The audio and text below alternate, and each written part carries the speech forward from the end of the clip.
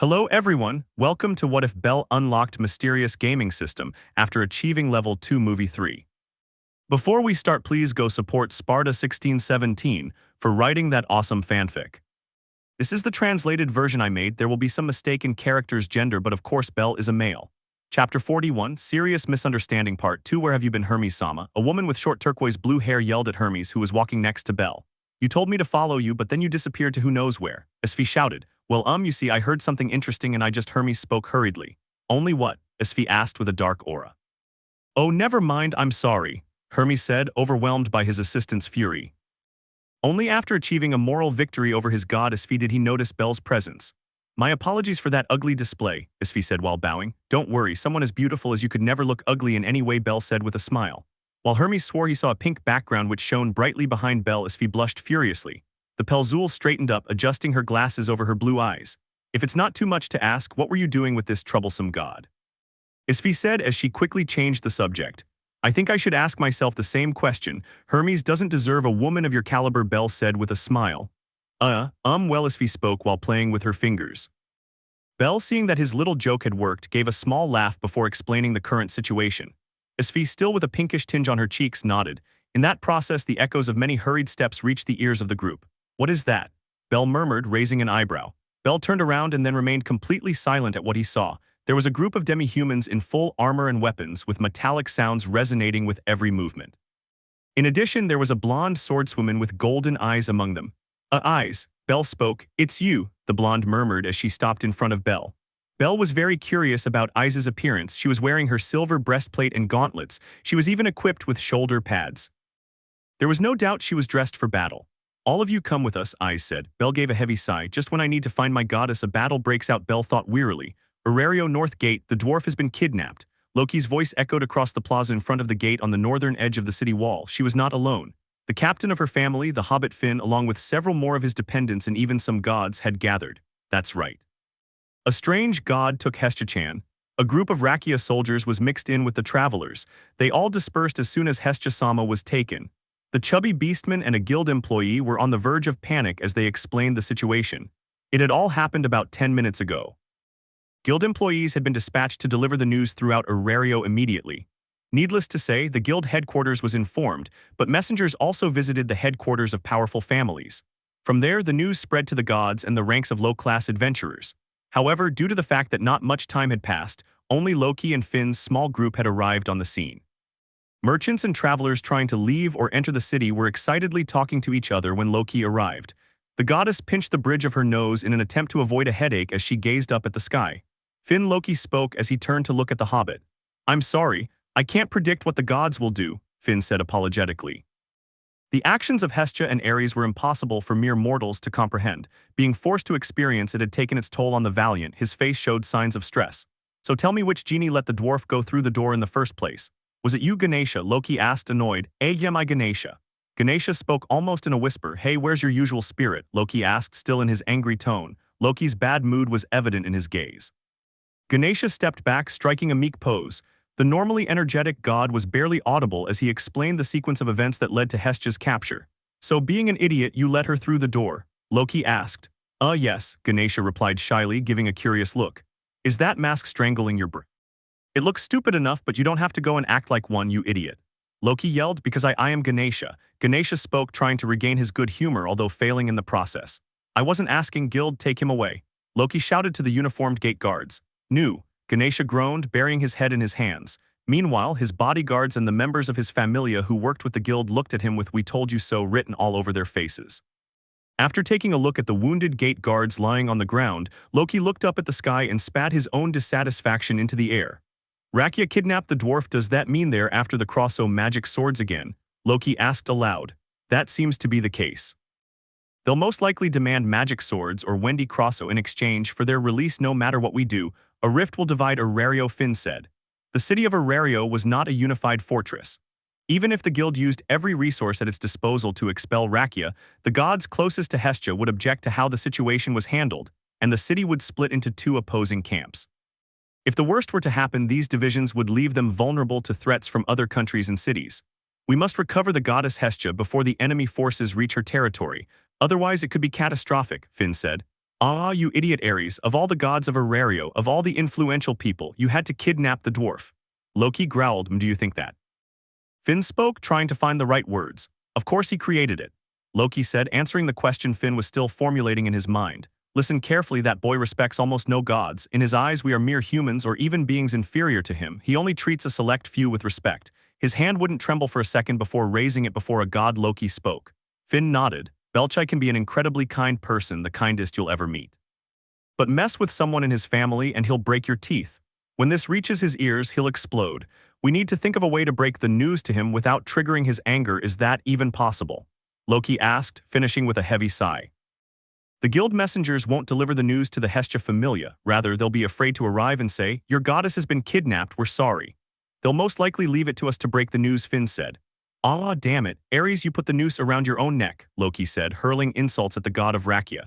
We've tried to keep Rakia's losses to a minimum, but this leaves our hands tied.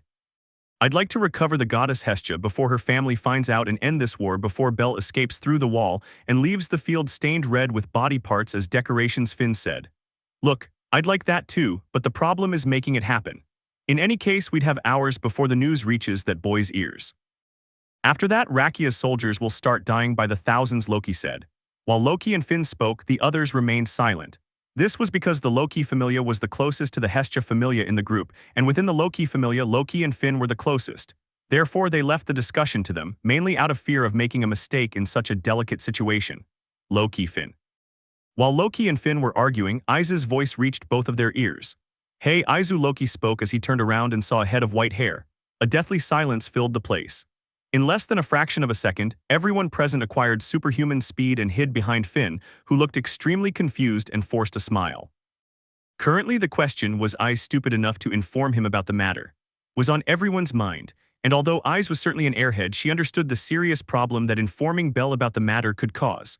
Or rather, Aiz had brought Bel along, hoping that Loki and Finn knew a way to properly inform Bel. Well, you see, Finn said with a forced smile. Finn looked over his shoulder for help but surprisingly looked straight at the wall. When he lowered his gaze a little, he saw many different hairstyles. The hobbit was barely 119 meters tall and extremely thin. He was undoubtedly a terrible hiding place, even for a child. But Loki, who was 165 meters tall, and even Beastman, who was 2 meters tall, managed to hide perfectly behind Finn. Somehow more than 20 people managed to use Finn as their hiding place and compress their bodies in such a way that they could not be seen at first glance. Basically, all of them out of fear learned contortionism for a few seconds in order to hide. Look, the thing is, oh, hahaha, it's not very hot today, Loki said, resting his head on Finn's shoulder. The goddess, who had mustered up the courage to tell Bel about the situation, ultimately changed her mind and abruptly changed the subject.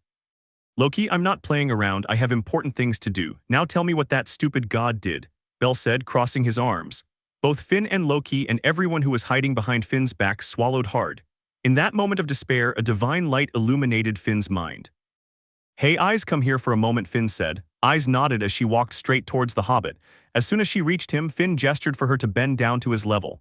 When she did, Finn whispered something in her ear. Aiz's cheeks turned red as smoke billowed from her ears. We're counting on you, Finn said seriously. Don't fail, I don't want to return to heaven yet, Loki spoke with cascading tears while several gods behind him imitated this, while making themselves as small as possible so as not to be seen. Aiz gave a shy nod as she awkwardly returned to Bel's side. Upon returning to the white-haired boy's side, she took a step to her left, moving a little closer to Bel, her gaze fixed on the floor. Bel gave a curious look to the embarrassed Aiz before turning to look at Loki and Finn. Well, Bel asked, arms crossed. Finn cleared his throat as he tried to gather every ounce of courage in his body. At that moment, Loki, with tears in her eyes, surrendered to her cruel fate and screamed at the top of her lungs. The dwarf has been kidnapped. Loki shouted. A deathly silence filled the place. Suddenly, a loud noise appeared. Bel, still with his arms crossed, began to exude a very intense killer instinct. The veins on his forehead and arms bulged, while his muscles tensed beyond what could be called normal, threatening to snap. His white hair stood on end, his eyes glazed over, a terrifying black aura surrounded his body, and a colossal pressure was exerted on the ground. With each passing second, a loud crack and crash cracked the ground beneath Bel's feet, scattering them into fragments of stone as he sank deeper and deeper into a crater. Hermes acquired a speed that would make a first-class adventurer jealous, and in less than a tenth of a second he took refuge in a trash can while peeking out a little. As she fell to her knees as every part of her body trembled, each time Bel's aura intensified more, she was also buried in the ground as the crater at Bel's feet expanded uniformly to 5 meters in diameter. Eyes was astonished by the scene that she hadn't expected. If she said her body wasn't trembling, she would be lying big time. Aizu, do it, save our lives. Loki screamed in a pathetic shriek. Eyes, who was frozen, nodded shyly as she extended her arms. The blonde caught Bell in a hug, burying his face in her chest, which she had previously removed from its bib. The height difference between Eyes and Bell was significant. Eyes was only 162 meters tall, while Bell was 184 meters tall. The white-haired man was literally bent over in an awkward position. To everyone's relief, the pressure Bell was exerting disappeared. As Eyes' cheeks flushed bright red and her consciousness threatened to leave her body, Bell blushed as a warm feeling invaded his body. With each heartbeat of Eyes, Bell calmed down a little more. Where is he now? After Bell calmed down, he was sitting in a chair in front of Finn. Sitting on Bell's lap was an embarrassed Eyes, who still had Bell's head resting on her chest. The latter was at Loki's request as insurance while she hid behind Finn. We don't know. To make matters worse, Rakia's forces dispersed into 3 groups heading north, west, and east, respectively. No one has been sent to hunt them down so far, Finn said with a sigh. Bell let out a groan as he asked the Hobbit for more information. There's another obstacle I hate to admit. Since the Arario families were largely forbidden from leaving the Wall, Rakia's forces, in the midst of their 6th invasion, were far more familiar with the geography surrounding the city, Finn said. Bell nodded with clear annoyance. They might know the best routes, mountain passes, and secret shortcuts that would allow them to re-enter his territory as quickly as possible. Reaching his main army will be extremely difficult, Finn said. Bell growled as he clenched his fist. I guess you'll go, Finn said, forcing a smile. Of course, Bell said seriously. Finn nodded without the slightest objection, just like everyone else. Inform Lily she will direct the other members of my family, Bell said. Finn nodded. Bell slammed his fist on the table while saying, let's go, and immediately everyone began to move. The adventurers approached the guild staff and asked them to look the other way just this once and allow large groups to pass through the gate without passes. There wasn't time to wait for the guild headquarters to complete the necessary paperwork, and the guild staff understood that, or rather, that the order to stay out of the way of the Hestia Familia and their allies had been issued by the elf Roman. I am Ganesha. The god's loud voice led confused merchants and citizens away from the square, while the adventurers quickly gathered information on possible routes that Rakia's army could use to retreat. There aren't enough people here to send out other search teams after Aizu and Belchai. Unfortunately, there's no time to wait for Bite or the twins. We'll lose sight of our target, Loki said. Tracking all the groups will just exhaust everyone. Like I said before, we're going to search the forest, Finn said.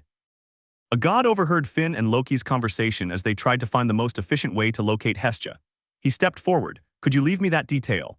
He lifted the feathered hat from his orange hair and turning it in her direction, Hermes showed his charming smile. As for you can find Hestia's location here without much trouble, Hermes said with a smile. Keeping his gaze fixed on Finn, Hermes approached and grabbed Svi by the shoulder, pulling her forward with a smile on his lips. His assistant had no idea what was going on, but Hermes spoke with the utmost confidence. Is that true? Then dandy boy, what gives you that idea? Loki said, crossing his arms. He currently had a Bell with intense homicidal urges and wasn't in the mood to deal with Hermes' jokes. Come on, Loki. Svi is Perseus the Perseus. She has a few tricks up her sleeve that can outsmart our capricious goddess. All you have to do is ask, Hermes said. Loki raised an eyebrow suspiciously as Hermes placed additional emphasis on Svi's title. The leader of the Hermes family and possessor of the development ability mystery looked at Finn, and the group gathered around them, sighing as if the deepest part of her soul had grown tired of this. Then Svi straightened her back, causing her short blue hair and white scarf to flutter as she adjusted her glasses. If I have 30 minutes, I can most likely, Svi said with a sigh. What was it, Hestia-sama? The members of the Hestia Familia were surprised to hear the news once Mayach arrived at their door. They stood on the grass, the front door wide open. Mikoto screamed, but it took Wendy less than 10 seconds to understand why her goddess had been kidnapped. It left her speechless. With his fists trembling, the word bastards escaped from between his teeth. Now that their goddess had been dragged into his family trouble, Haruheim watched silently, a worried expression on her face as the young woman's blood boiled. Meanwhile, Lily rushed toward Mayach with a sense of urgency. Where is Bell-sama right now? Lily asked. At the north gate of the city, Mayach said, forcing a smile. At that moment, the group's worried expressions turned to total shock. 2 adventurers, one with long blonde hair and the other with short white hair, were moving along a steep mountain path at a speed that average people could never dream of achieving. Directly north of Arario was the Bayer Range. It was known for its steep slopes and incredibly dangerous paths. Crossing one mountain peak only revealed several more peaks in view. For that reason, it had been called Mountain Castle. Because it was situated so close to the dungeon entrance, the monsters that had surfaced in ancient times had taken up residence among its countless peaks, resulting in the area being known as evil. That reputation, along with the rugged terrain, meant that almost no adventurers ventured there, even in the modern era. Belle and eyes ran through the impenetrable terrain of the Bayer mountain range under a gray sky. Needless to say, wild animals and even the occasional menacing monster would hurry out of his way. Although Belle could use instant step, he didn't. There was a chance he would miss his target. All members of Belle's party were marked on his map, and he could access information about them, such as their current status and whether they were still alive or not. Unfortunately, Hestia wasn't in party, or rather, she couldn't enter it. On Belle's map, there were 3 markers. The green circles represented Belle's allies, the party members. The red circles represented enemies, monsters, and blue question marks, which were undefined as either friends or enemies. Because all the monsters were marked with red circles, Belle had to try to find a question mark and follow it. It was easier said than done. Because all the animals were marked with question marks, there were currently too many possible options to follow. Belle clicked his tongue. Eyes, wait a second, Belle said as he stopped. Eyes stopped a few meters from Belle and turned to look at the white-haired man. Firebolt, firebolt, firebolt, firebolt, firebolt. Electrosphere, electrosphere, electrosphere, electrosphere, electrosphere. Belle spoke in a murmur. One flame after another, followed by several balls of lightning, were fired from Belle's hand. Belle currently possessed 2 extremely powerful techniques which had an extremely high bonus.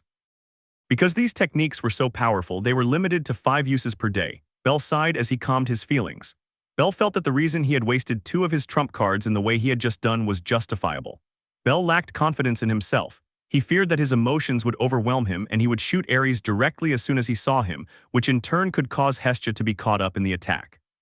With his most powerful magical attacks rendered useless, the probability of him doing so became low. Even so, he still had large reserves of mana. Therefore, he needed to calm his emotions. While Belle was trying to relax, he suffered a small, wet impact on his cheek. Thick gray clouds blocked the sun.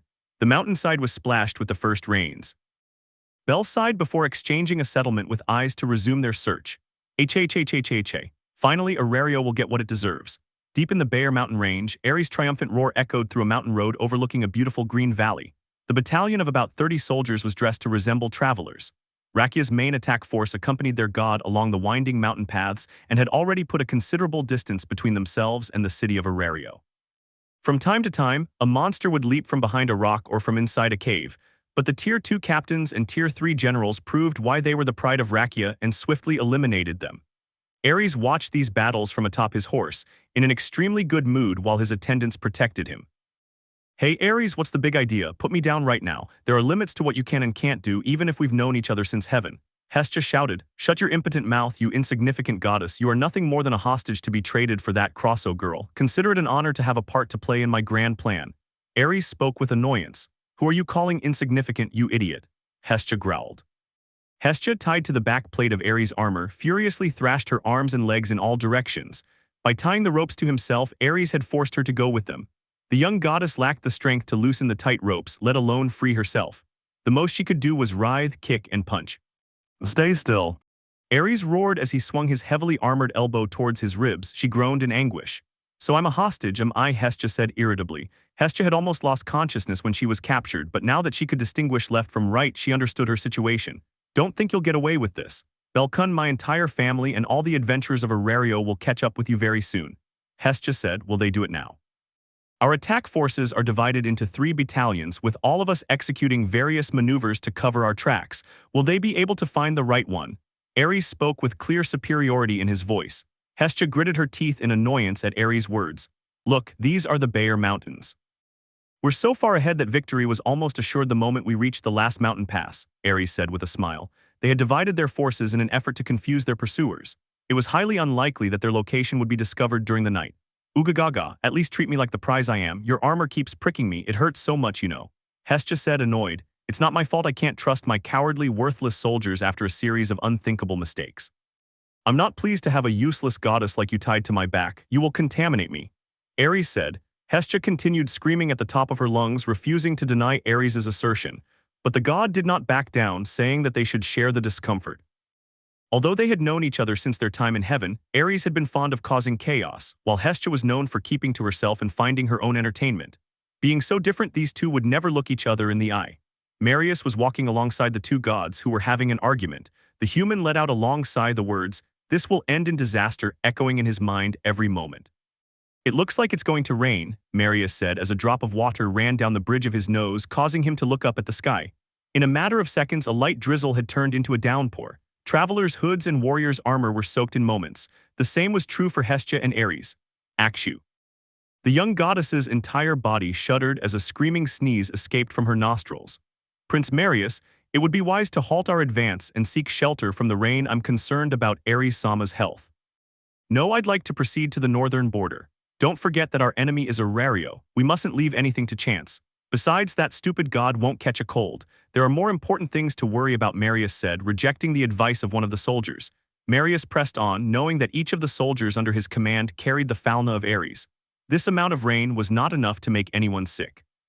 Then, out of the corner of his eye, a strange shadow passed overhead, close enough to catch his attention. A bird, Marius murmured. The line of fully armored knights gazed up at the sky as the rain fell.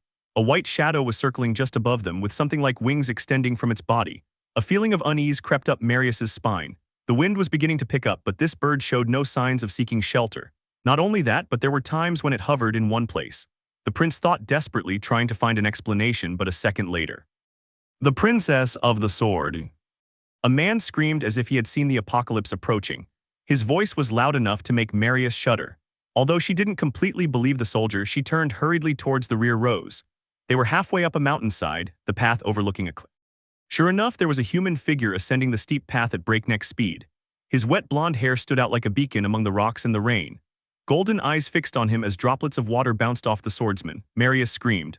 "Oh my god, Eyes Wallenstein, the sword princess." Marius shouted, "We are under attack." The blonde swordswoman with golden eyes attacked with a vigor that would make Tiona, Amazon the Cutthroat, proud. His thin sword whistled through the air as he ran straight to the back of his formation.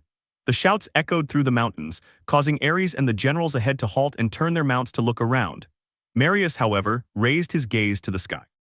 As hard as it was for him to believe, his eyes identified golden wings, a white scarf, and the upper limbs of a person. He was not a bird, but an adventurer. Since when did Aurario gain the power to conquer the heavens? Marius asked himself. An eye in the sky had nullified the dangerous terrain and had seen them from a distance. A girl with blue hair continued circling above their heads, indicating their location. Marius frowned as the famous Perseus put the immense power of the magic item Teleria, her winged sandals, on display. A new scream echoed through the mountain range as Marius realized what was happening. Gah! A whirlwind of knife blows struck soldier after soldier. A single blow from Ise's sword would send several of them crashing to the ground or flying through the air at full speed simultaneously. "Walwallen whatever kun," Hestia exclaimed in surprise. Hestia opened her eyes. Ares, on the other hand, displayed a ferocious smile. He extended his heavily armored right hand in an attempt to raise the morale of his subordinates. "Stand firm, my soldiers." Although this turn of events was unexpected, there is only one enemy, and we have the most powerful general in the Rakian army on our side. Go, Garyu, crush that poor girl into dust.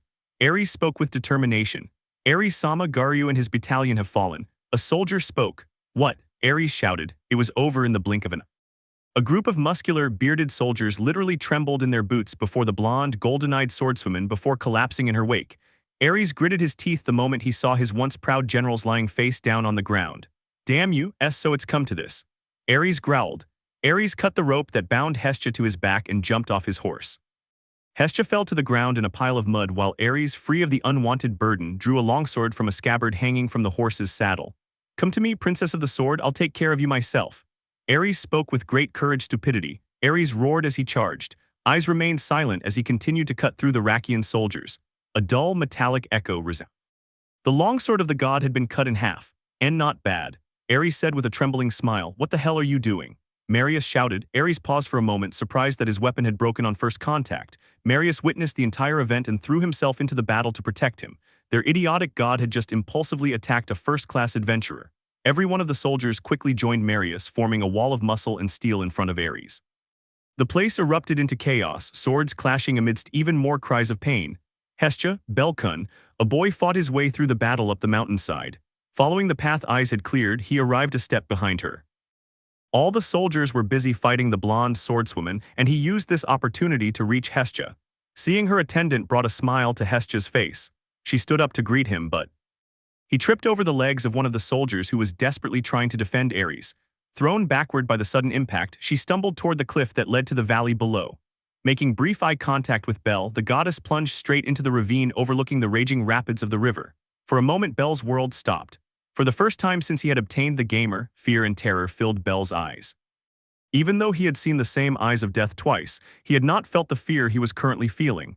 Without taking his eyes off Hestia, Belle ran with all his might. Active flow acceleration at full capacity. Using all of his AP in the same martial art, Belle acquired a speed beyond what was possible. Ignoring the fact that his consciousness was threatening to leave him, that his muscles had tensed to the extreme and that the muscles in his legs had torn, he ran, ignoring all the pain. Even as blood trickled from his mouth, he kept running. What should have been a few measly meters had turned into kilometers. The seconds, or rather the milliseconds, turned into endless hours. Belle could hear every beat of his racing heart. A misstep combined with the speed she was going had completely fractured her right leg, leaving it in an impossible position. Even so, Belle managed to reach the goddess. From then on, the boy held her tiny body against his chest. In a swift movement, Belle placed the hood of the trench coat that belonged to Hestia on her head. He wrapped the little goddess in a hug, trying to cover as much of her body as possible. Then he sank into the river. Belle could easily have caught up to the goddess at his normal speed. Had he done so, he wouldn't have literally destroyed her body with such a suicidal and stupid technique that made Ares look cautious and intelligent. But the fear of losing his goddess had completely clouded his vision. He thought of himself as useless again and used everything at his disposal to protect his goddess. Eyes was eliminating one soldier after another, but he could still hear the faint sound of a splashing from far below. She broke away from the battle without a moment's hesitation and launched herself over the cliff in search of the boy and his goddess. It was a deep ravine and the mountainside was steep.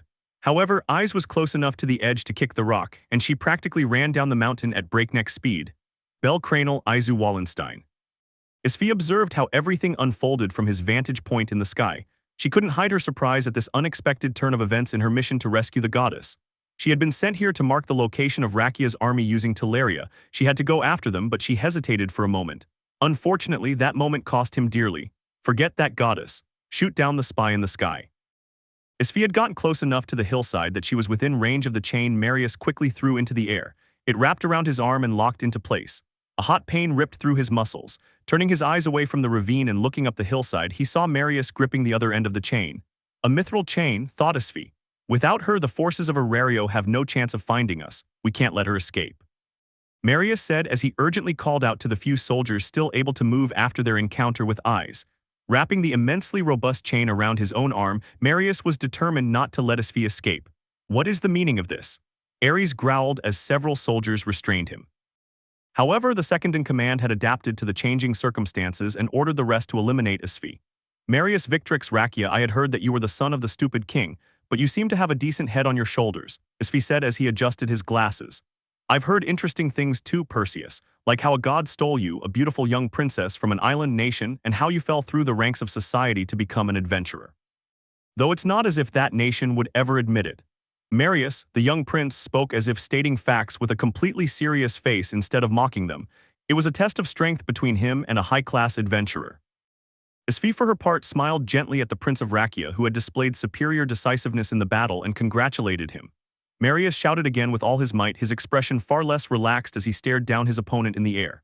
He channeled every ounce of strength into his arms and grip. It seems we have a lot in common. I feel you have the same bad luck as me, Asfi said with a sigh.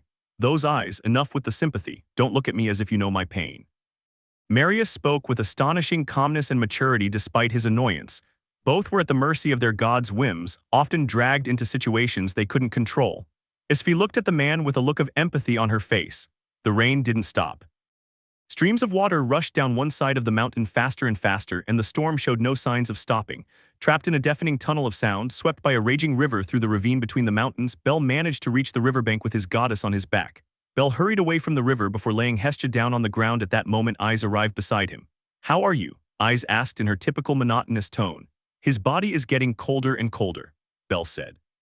After seeing Hestia, Eyes immediately turned her gaze to Bel, whose leg was fractured or rather shattered. Why your leg? Eyes murmured. That doesn't matter now, Bel said as he extended his hand towards Hestia. Bel activated his healing magic.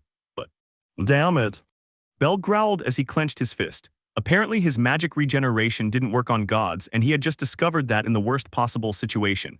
Bel gritted his teeth before placing his right hand on his right leg, then applying pressure to force his bones back into their original position or one very close to it. He then worked his magic on himself.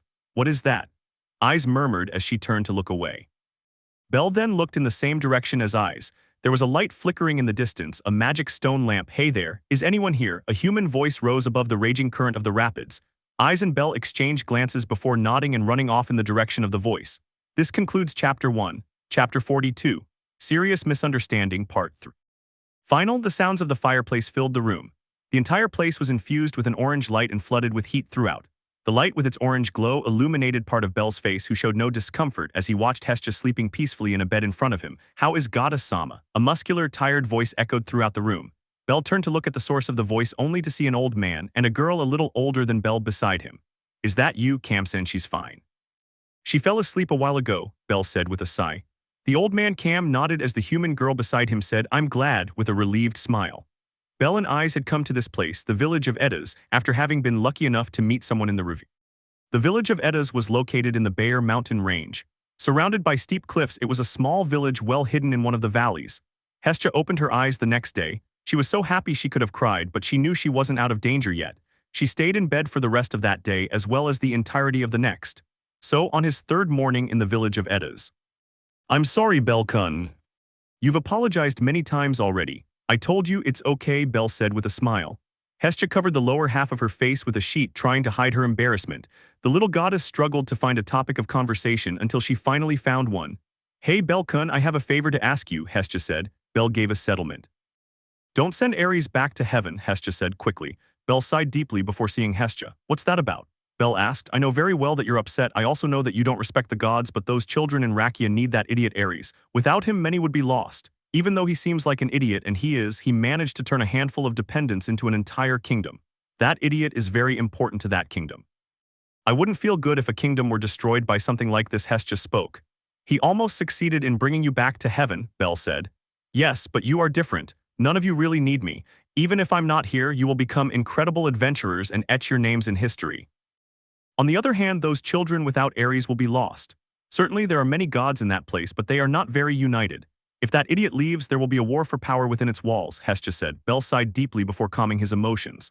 "Fine, I won't send Ares to heaven, but I will still retaliate against that idiot god," Belle said harshly. Hestia gave a small nod. "This is a pretty village, isn't it?" Hestia said, trying to start a new conversation. "Yes. Everyone is very kind," Belle said with a smile. The village of Eddas was originally an elven settlement if you went back far enough in time. Back to antiquity. Elves generally disliked mixing with other races, so a place like this was perfect for their isolationist views. But the way they saw the world began to change about 1,000 years ago. The arrival of the gods and goddesses in the underworld encouraged young elves to leave their homeland and explore the world, while older elves began to accept people of other races into their village. People unable to cope with their own reality, people fleeing danger, and young couples who escaped from families who could not accept their love found themselves here. And of course, the exiled adventurers of Arario who wandered the mountains intending to die here also ended up settling in the village. As a result, the villagers were exceptionally friendly and open to newcomers. More than half of the people living here were descendants of these wayward travelers. A hidden village that didn't appear on any map for people who had gotten lost. This was another world I knew nothing about. "How are you feeling today? If you need anything, please let me know." Cam's daughter Rena entered the room and asked how Hestia was. The simple little goddess said, "I'm fine." Will anything happen today?" "There have been a lot of people outside the window since yesterday," Belle said as she looked out the window. "That's right, today is our annual fertility festival. We were worried because the rain wouldn't stop, but it stopped just in time. Everyone is getting excited," Rena said. "The small village where I grew up also had festivals," Belle thought with a small smile. "Belle-kun, go help with the festival preparations," Hestia said. Both Belle and Rena turned to look at Hestia. "After everything you've done for us, doing nothing in return would make the goddesses look bad, please," Belle-kun, Hestia said with a smile. Belle was silent for a moment. He could simply take a bag full of precious gems from his inventory and give it to Cam and the debt would be paid. The white-haired man turned to look at Hestia before nodding and standing up. Belle approached Rena and with a "I'll help in any way I can" left the room. "Ah, Eyes," Belle spoke. "Good morning," Eyes said. Belle met Eyes halfway down the corridor. Belle's casual smile vanished in an instant. He always saw Eyes dressed in battle clothes and armor, but today she looked nothing like an adventurer. She wore a long red skirt with vibrant embroidery over a loose white blouse beneath a patterned vest buttoned at the front. It made her blonde hair stand out even more than usual. Eyes, feeling Belle's gaze upon her, blushed as she lowered her gaze. "It was recommended to me. Do I look strange?" Eyes asked. "You look great. I was just surprised to see you dressed like that." "You're definitely very beautiful," Belle said with a smile. Eyes' cheeks turned a bright pink as smoke began to billow from her head. Are you going somewhere? Eyes asked, trying to change the subject. Oh yes, there's a festival in the village today, so I'm going to help you all get ready, Belle said with a smile. In that case, I'll go too, Eyes said. Belle nodded before starting to walk while Eyes followed him. I hate to bother you, but what is that? Belle was in charge of preparing firewood and carrying decorations from one place to another, so he had the opportunity to see various peculiar objects scattered around the village. They looked like large, shiny obsidian rocks, but there was a strange aura hovering over them. Each one was the size of her chest, and they formed a ring around the village, creating a line between the end of the village and the forest. Belle asked a nearby elderly woman about the black things that seemed to be protecting the village. She smiled and answered immediately. Oh, this. It's one of the scales of the black dragon. Belle remained completely silent after hearing the old woman's words. Long ago, after the heroes drove him out of Arario, the black dragon fled north. These scales fell from his body as he passed through this valley, the old woman said. Belle nodded. Haven't you found it strange that a village located in the middle of a forest full of so many monsters is never attacked? The old woman said. Belle gave a small smile as he scratched the back of his neck. It's all thanks to these scales. The monsters are so afraid of them that they stay away. It's thanks to the black dragon that we can live in peace, the old woman said. The strange aura that came from these things was the presence of the Dragon King. The monsters were afraid of the legendary monster, so they didn't go near them. I'm sure you find it strange that we worship a monster. The reason we're alive today isn't because of the protection of adventurers or gods, but because of these scales, the old woman said. The villagers who lived in Eddas both revered the monster and lived in constant fear of it. More aware of the dragon's power than anyone else, they dreaded the day it would be unleashed upon the world, to the point that they couldn't help but worship it. But of course, if a day should come when Dragon Sama disappears from this world, we won't need to continue doing this, but for now we will, the old woman said. Belle gave a final nod, and once he realized the conversation was over, went back to work. After delivering the wood, Belle paused briefly to survey the village. Black scales dotted the landscape. With preparations nearly complete, this place looked a little different than before. Belle saw Eyes as she walked through groups of villagers who had already finished what they had to do. Still dressed as a country girl, she had her back to me. She was standing in front of a stone hut. Eyes, Belle said, raising an eyebrow. She kept her eyes on the stone structure, not reacting at all as Belle approached her side. One of the black scales was inside the hut. On a pedestal, several plates of food and other offerings were lined up in front of it. This thing is not a god, Eyes said, almost as if she had been holding those words in for a while. Of course it isn't, Belle said with a smile. Belle approached Eyes and put his arm around the girl's neck, pulling her closer to his body. This thing is not a god or a protector. Its presence simply keeps the monsters away because nothing else protects them. They began to worship it, but they still understand that the black dragon is a threat, Belle said with a smile. Eyes remained silent. Come on, my lovely Eyes, don't make such a gloomy face. It's dulling your natural beauty, said Belle as he stroked Eyes' cheek. Eyes, almost forgetting about the scales, blushed deeply. It's getting late, go back to old Cam's house, I'll be there in a few minutes, Belle said. Eyes nodded as she walked awkwardly. Once Belle lost sight of Eyes, he turned to look at the black scale with a serious expression. I want to ask something. Belle thought those words while staring seriously at the small stone hut. What do you want, mestizo child? I'm very busy. A clear and arrogant voice echoed in Belle's mind. Belle could contact his servants from any distance, and at this moment he was talking to the only one he had summoned. I want information about the black dragon, Belle thought seriously. I told you it's not the time for you to know about that. Then just answer with a yes or a no, thought Belle. Okay.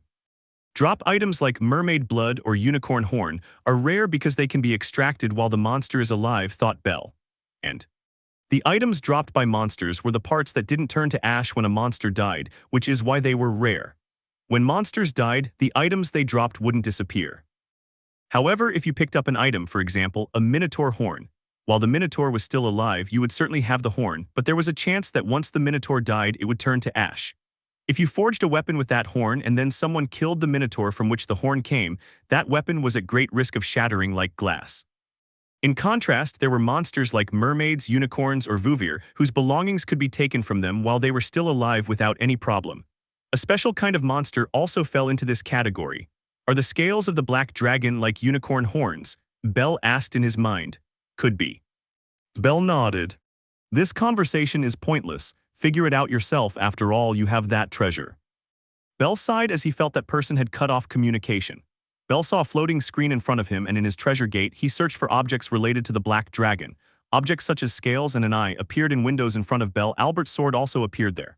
Name, black scale. Value, priceless. Units, 103. Description: the finest forging material that ever existed or ever will. Like the armor of the legendary dragon, it is incredibly durable. Once dropped and used in a weapon, it becomes indestructible, a weapon that will never break or lose its edge. Only a blacksmith of the highest caliber can properly use these scales. Name: Lost Eye. Value: priceless. Units 1. Description: the best magical enhancement that ever existed or ever will.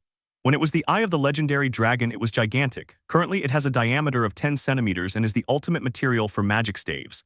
Name: Reaper. Value: invaluable. Units 1. Description: the legendary sword of Albert Waldstein, once silver, turned jet black after being bathed in the blood of his greatest enemy. It is the sword that can cut through anything, including the scales of the black dragon and objects crafted from them.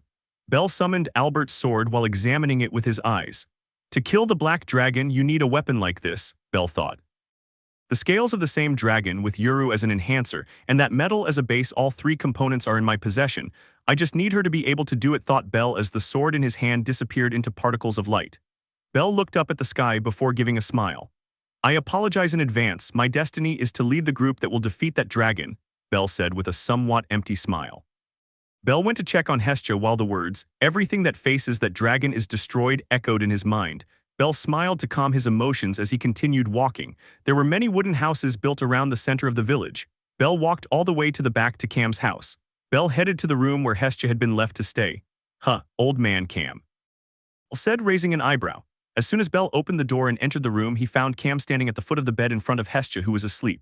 Standing with the help of a cane, I slowly looked towards Bell. Don't worry, I haven't done anything to him, Cam said as he looked at Bell. I'm not worried about that eye, is something wrong? Bell spoke after verifying that the old man was not lying. I was waiting for you, Bellcun. Can you spare a moment of your time for this old man? Cam spoke. Bell gave a settlement. Cam led Bell further into the house until they reached his room. There was a bed, a desk, and a chair in the place. There wasn't much else at all. There was a small stack of papers and a quill pen on his desk, but that was to be expected. He was the village chief after all, but I don't think he'd used the pen in a long time. Even the sheet of paper on top had a thin layer of dust on it. Hey, are you okay? Bell asked as he turned to look at the old man. A loud cough came out of nowhere. Please don't worry. I understand what I'm going through better than anyone, Cam said. Even so, it would be annoying to talk if he's coughing every 2 seconds, Bell said as he extended his hand towards Cam. A potion, Bellcun, are you sure? Those things are usually expensive, especially outside of Arario, Cam said. Just because I've had problems before doesn't mean I'm so poor I can't have one of these. Come on, old man, accept it before you make me angry, Bell said harshly. Cam nodded as he took the potion before removing the cork and bringing it to his lips. The old man felt a warm sensation go down his throat while at the same time he felt new strength returning to his body. Don't get your hopes up, it only helped temporarily, your time didn't change at all, Bell said. I already knew, I know better than anyone how much time I have left. My illness is very advanced, and even if the potion had cured my body, it doesn't have much time left. Anyway, at least I'll go without that annoying cough, Cam said with a small smile. Cam turned around and stopped looking at Bell as he took a few slow steps. As the reddish afternoon light streamed through the window, Cam went to the desk and opened the top drawer. Taking something out, he placed it on the top of the desk. Bell looked closely at what Cam had taken from the desk. Is that the emblem of a family? Bell asked, raising an eyebrow. Yes, indeed. A long time ago I made a vow to a certain goddess, Cam said wistfully. Bell nodded as he listened to Cam's chocolate adventures. Sorry, I know it's a serious moment, but I couldn't help it. I fell in love with her and she had feelings for me too. We were in love with each other, Cam said. Bell nodded with a small smile. Unfortunately, I couldn't protect her. I was her only dependent and I swore to defend her with my life. But she was cut down by a monster's claw, Cam said with great sorrow. Bell acquired a complex expression as he looked at the old man. His sacrifice saved my life and consequently he returned to heaven, Cam said. Bell nodded as he listened attentively to Cam's story. I found this village. I couldn't discard the life she had saved, Cam said. After meeting several others who had traveled a similar path, they welcomed him with open arms. Weeping tears of joy, he decided that one day he would be buried in this village. The state on his back had been sealed because his goddess was no longer in this realm, leaving him as the sole remnant of the bond they once shared. He pledged himself to the village that had taken him in and eventually rose to the rank of village chief. In that case are Rina-san and the others. Bell began deducing the rest. Adopted. Some of them lost their parents to plagues, others were abandoned. I took in every child who had nowhere to go, Cam said. Bell nodded with a small smile. Bellcun, please protect your goddess, Cam spoke. Dude, you don't need to ask me that, Bell said. Cam nodded with a smile. But I won't be like you, swearing eternal love to a goddess. I love many women and if she can't accept it, I'll have to find another god, Bell said. Another god, Bellcun, you're not saying, Cam spoke. My fate was sealed from the moment I was born, my life will be very short. I want to be happy until that moment. To love and be loved as much as I can, to share my life with many women who love me is my desire. If Hestia does not understand that and wants me only for herself, I will have to abandon her, even though it hurts me to do it, Belle said. That's stupid, Cam said. Old man, you don't understand. My life will only last 1 more year at the most. After that, my fate is uncertain. I don't want to leave knowing that I denied myself the happiness of having many women I love for just one woman, although I don't want to. If Hestia doesn't agree, I'll have to leave her out of this, Belle said. Cam nodded as he watched Belle stand up. She is also my goddess. If she refuses to share me, things will get strange in my family. If she refuses to allow me to be happy for the rest of my life, I will have to find another way to strengthen myself. I don't want to send her back to heaven, but after she refuses to share me and if she doesn't want to update my status, she won't leave me many options. After all, I have a goal that is very close, Belle said. Cam gave a bitter smile as he watched Belle leave. The black dragon, that battle is very close. I hope Hestia accepts. If not, I'll have to look for another god. TCH. If she refuses, I'll lose a lot. Why did I get stuck with such a stubborn goddess? Belle thought with annoyance as he walked. Belle-kun. As Belle walked down the corridor, he heard a familiar voice, then saw Hestia standing in front of him. The little goddess wore an outfit almost identical to Isa's, but instead of the red colors that made her stand out, Hestia wore a more subdued blue, though it looked like she'd forced herself into the blouse she was wearing. Belle swore he could hear those buttons in front of her chest screaming. So how do I look? Hestia asked. It looks good on you, Belle said. Hestia nodded with a smile. The bonfire was already burning brightly. The tables surrounding the fire were covered with a wide variety of food. Just as Belle, Hestia, and Isa arrived, all the villagers turned to look at them. Ah, my lady, do you feel well enough to be outside? Several villagers gathered around us. Hestia had been bedridden for days, and everyone was worried about her. At first, Hestia felt overwhelmed by all the men and women expressing their concerns, but it didn't take long for her to begin thanking them and smiling. Then, my lady, why did you come all the way to the mountains of Bayer? They say you got lost. Is that true? The villagers began pressing for more details. The truth is, some idiot god led us on a wild ride. Besides, this whole mess started because I ran away from home. Well, I was really an idiot. This is mostly my fault, Hestia said with a nervous smile. Hestia would have continued talking, but something caught her attention. She turned around to see what it was about and was able to see and hear something. The people were singing. It was an upbeat melody and others were clapping along. Couples of men and women could be seen beginning to dance in the crackling light. Is this the traditional dance of this village? Most of the dancers seem young, Hestia said. Hestia noticed and took a look. Just as she'd said, the villagers dancing around the fire were now a mix of humans, elves, dwarves, and beastmen, but the only thing they had in common was their youth. Well, that and their shy smiles. It's not a law in our village by any means, but it's said that when a single man invites a woman to dance during the festival, it's the same as a declaration of love. If she accepts, they will both be blessed with a lifetime of happiness as lovers, or at least that's how the story goes, a villager explained. Hestia nodded as Belle dismissed it. Please dance with us, Goddess Sama. Today is our fertility festival after all. Please grant us a reward of blessings. Several villagers used the beginning of the dance as an excuse to approach Hestia and tell her their wishes. Surrounded by villagers, Hestia closed her eyes and ahem cleared her throat. Oh, Belle-kun. It seems there's an urgent need for me to fulfill my role as a goddess. Yes, Hestia spoke. Hestia's face was turning red, redder than the warm light of the bonfire covering her face. Belle smiled with amusement. I refuse, Belle said, crossing his arms. Belle's statement impacted everyone. I've been really annoyed with you lately. Do you really think I'll forgive you that easily? You ran away and dragged us into all this, Belle said. Hestia smiled nervously. Do you really think a dancer with such a troublesome, temperamental, and spoiled woman? Belle said with a smile as he tapped Hestia's forehead several times with his finger. Hestia lowered her gaze as she grew smaller and smaller. Blasphemous. How dare you treat a goddess like that? Several villagers shouted angrily at Belle. Belle simply smiled as he expelled a dark aura, silencing everyone.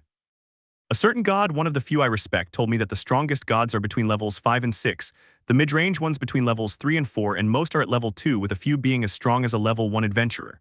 Most gods are physically weak. They are only strong by possessing unlimited arcanum, and even then they have no offensive spells, Belle said. All the villagers were silent. To me, the gods are just simple humans who can give a fauna. Most of the gods are just insects and inferior beings, so inferior that the word half-blood is too big for them, Belle said with contempt. Belle turned to face Hestia. To me, you're just another human woman, and I'm not going to be begging any woman. You're wrong, I'm right. I'm the one who has the right to be angry, not you. If you don't apologize, I'll consider changing my god, Belle said with a smile. Hestia, still looking at the ground, stuttered unintelligible words until after a few minutes they became more or less understandable.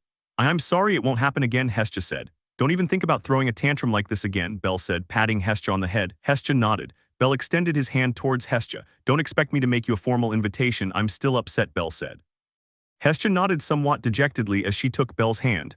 I must educate you, stupid goddess, none of my women should behave like a spoiled brat, Bell said as he began to walk beside Hestia. Woman, Hestia stammered, don't you like it? Bell asked, raising an eyebrow. Hestia tried to jump straight to hug Bell, but he stopped her with his hand, leaving her on the ground. I'm going to have many women, you're very possessive, you'd better stop being that way, you won't gain anything by trying to keep me away from the women I love, and don't think I'll get involved with just any woman, Bell said seriously. Hestia nodded. I wanted to tell you that at our headquarters and you made me come out of nowhere to tell you, you're a troublesome goddess. I think I would have been better off joining the Myach family, Bell said. Hestia laughed nervously as she approached Bell. I can't promise I won't be jealous, after all I'm afraid of losing you, but I'll do my best to change, Hestia said with a smile. That's enough for me, Bell said as he smiled back at Hestia. Don't ask me for more, it's the best I could do. The festival really livened up the moment Hestia decided to participate. After finishing his dance with Hestia, Bell looked around for a certain blonde. After a few moments he found her. There she was, standing beside a nearby house, keeping to herself. Bell approached her. Eyes, Bell said with a smile. Yes, the blonde said as she looked at Bell. Eyes had been watching the dance from afar, almost as if she were trying not to be seen. Everyone seems to be having a great time, Eyes said.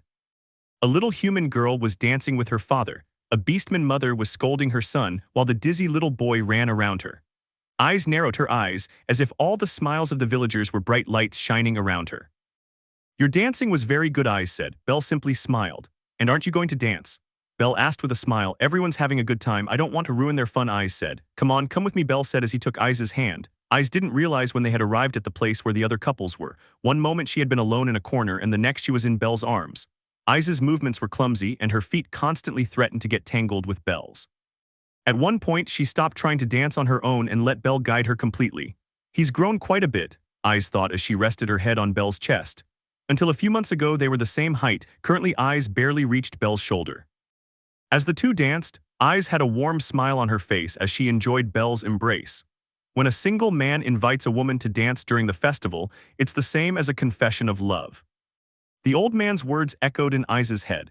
Confession of love, Eyes thought, stuttering. How could you stutter in your mind? The narrator has no idea, but the blonde had done it. Eyes blushed furiously. She timidly raised her gaze, but upon making eye contact with Bell, her embarrassment only increased, causing her to immediately lower her gaze again and bury her face in Bell's chest. If she accepts, they will both be blessed with a life of happiness as lovers. Once again, the old man's words echoed in Eyes' mind. Yea, lovers, thought Eyes as a large amount of smoke came out of her head. While Eyes was extremely embarrassed, she managed to hear a small laugh. That laughter was very close to her. Actually, too much. The blonde looked up and saw Bell laughing with a huge grin. Eyes puffed out her cheeks as small tears formed in her eyes. She thought they were making fun of her. I never thought I'd see you like this, Bell said as he made eye contact with Eyes. Bell wrapped his arms around Eyes' waist, pulling the blonde even closer to his body. When I met you, I saw the living definition of the word beauty, Bell said with a smile. Upon hearing Bell's words, Eyes' face began to burn intensely. There was only one flaw in that beautiful face. Your gaze and expressions were monotonous, but now those beautiful expressions only highlight your beauty. You make me fall more in love with you every moment, Bell said with a smile. A mini explosion occurred on top of Eyes' head as consciousness threatened to leave her. His lips could only form unintelligible words. The blonde struggled to fully process Bell's words. YYOTTT Gus. Eyes spoke slowly and deliberately, finally biting her tongue as she tried to form words. The red-faced blonde, as red as a tomato, wished the earth would swallow her up to hide her shame. The answer is a resounding yes, Bell said while stroking Eyes' head. Because her expressions were extremely cute and adorable, Bell couldn't help but stroke her head as if she were a little girl. Again, Bell's words and the fact that they were stroking her head made Eyes' face so hot that you could fry something on it without any problem. I know you deserve a better man, a man who only has eyes for you, but if you're okay with me, Bell said with a shy smile for the first time all day. Eyes remained silent as she processed Bell's words. That boy he used to train with, that boy who was the first to come to his aid, the only one he could call his hero. Was there anyone better than him? Eyes mustered her courage, gripped Bell's shirt tightly with both hands, and standing on her tiptoes, brought her face close to his. Her face burned, and although her eyes were closed, her vision was blurry. This was her first kiss, and for someone who had never considered romance as something that should be in her life, this was an extremely embarrassing moment, and surprisingly something she desired.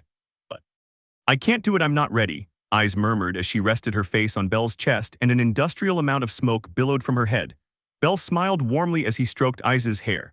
Bell stopped his hand on Eyes' forehead and forced her to pull her face away from his chest. Belle leaned in slightly and kissed Eyes' forehead. From now on you are my lovely Eyes, mine and no one else's, Belle said with a smile. A completely shocked Eyes was lost in Belle's gaze.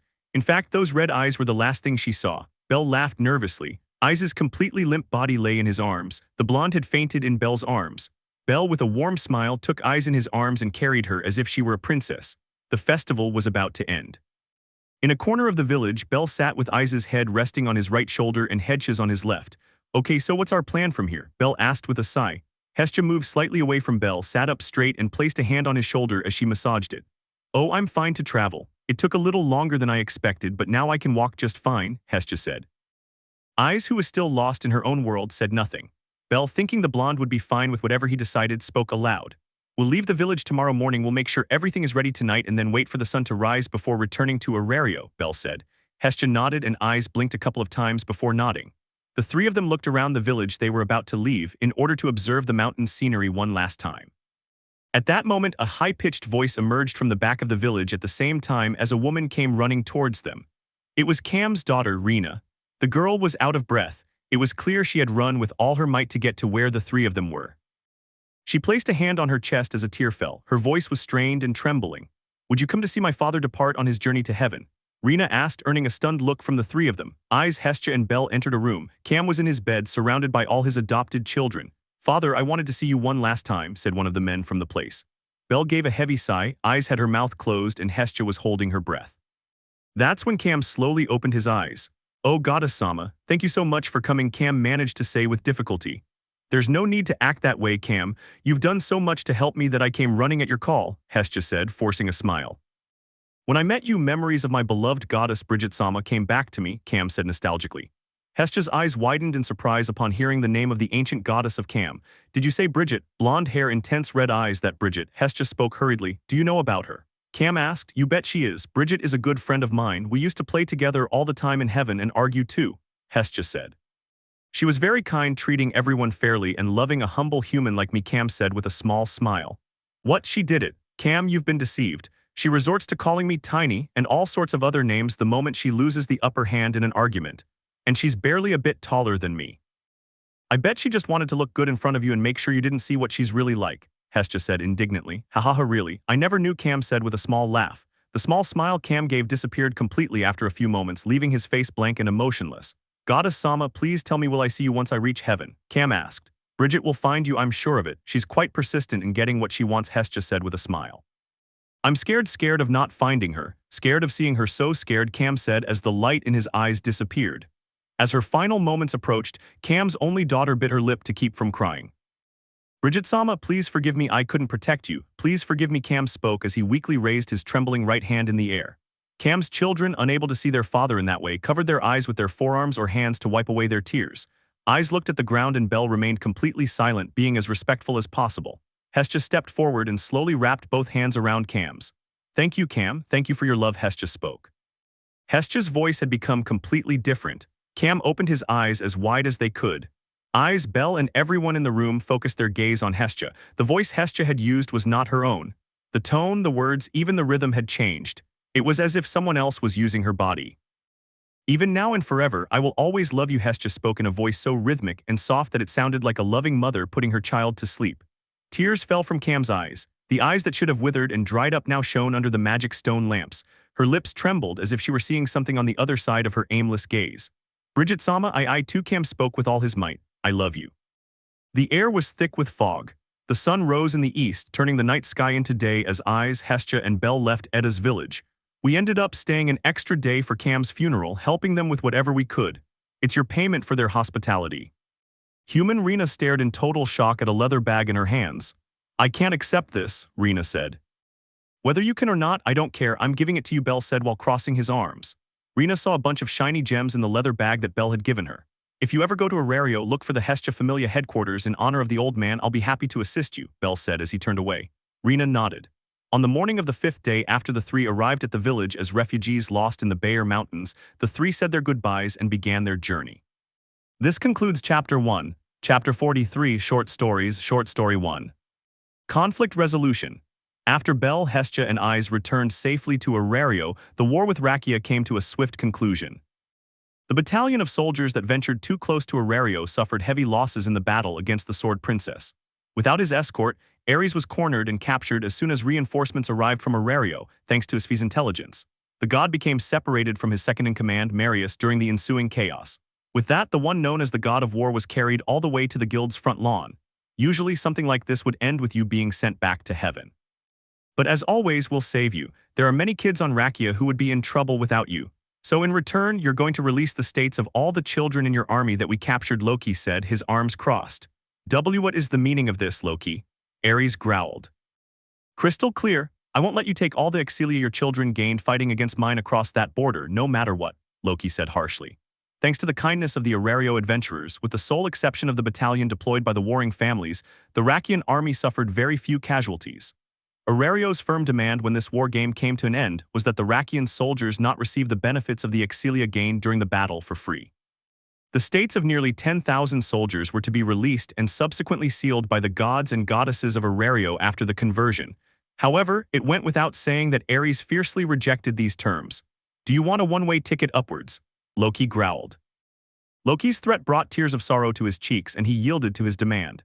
He spent the entire next day releasing one state after another outside the city walls. Ares was not allowed to sleep or rest until he had finished. The god of war struggled to breathe, his hand trembling as he finished the rituals required to free his dependents. Rakia paid for this war and the liberation of Ares with the states of 10,000 soldiers, a substantial loss on any scale. Their god of higher rank than any general was being taken hostage by Aurario. No matter what the city demanded, they had to accept and hand him over. The curtain fell on the 6th Aurario invasion with a complete and total defeat for Rakia, or so it should have been. But Ares had angered the wrong person. Just as Ares finished freeing the states from his dependents, a chain wrapped around his neck and made him crawl across the floor. Do you really think we'd let you go that easily? To everyone's surprise, the Hestia Familia led by their goddess and captain had arrived at the place where Ares was. Our family demands compensation for the kidnapping of our goddess, Lily said as she rested her spear on her shoulder. Marius hastened to bow his head before the Hestia Familia. What must we give for the liberation of our god? Marius asked sadly. While Bel held a chain in his right hand and had Ares like a dog, no other god dared to speak or say anything, they just watched amused. This sum must be paid, Lily said as she handed Marius a piece of paper. The poor prince of Rakia almost suffered a heart attack at the sum of money they were asking for. Rakia could pay that amount but would be left with a major monetary crisis. No, we can't afford that, Marius said, bowing his head. Bel brought a hand to his chin, causing the chain around Ares' neck to tighten and choke him. Well, reduce the sum to 50 billion, while Bel said. Marius nodded. It was still too much money, but it was better than the initial sum. But your duty is to serve my family for the next 50 years, Bel said. A great silence fell over the place. This is the end of the negotiation. Go to your country and gather the money, then bring it back, said Bel as he began to walk, dragging Ares along the ground. Marius nodded before turning around. End of short story 1. Short story 2. What you have to do to survive. A god who wore simple clothes was taking refuge from a torrential rain in a small, poorly constructed wooden hut which had several leaks. Wretched Aurario, wretched human, growled the god. The god Ares had been abandoned in that small hut outside the headquarters of the Hestia Familia the day before. Ares could not escape. If he moved more than 100 meters away from the Hestia Familia headquarters, he would receive a powerful electric shock, and in a second Bel would arrive to drag him back to his temporary home.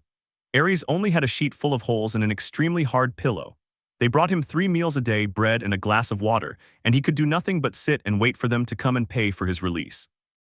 The Hestia Familia, or rather bellcranel, was so frightening that no one dared to help Ares in his precarious situation. Ares hugged himself to try and ward off the cold he was feeling. Luckily for him, the floor was cement, so there were no mud puddles, only water. The god of war Ares heard a couple of footsteps. Raising his guard and looking towards the entrance of the small hut, a curtain, he could see how it opened, revealing a silhouette. Hestia, Ares murmured. The little goddess with pigtails gave a forced smile as she used an umbrella to shield herself from the rain.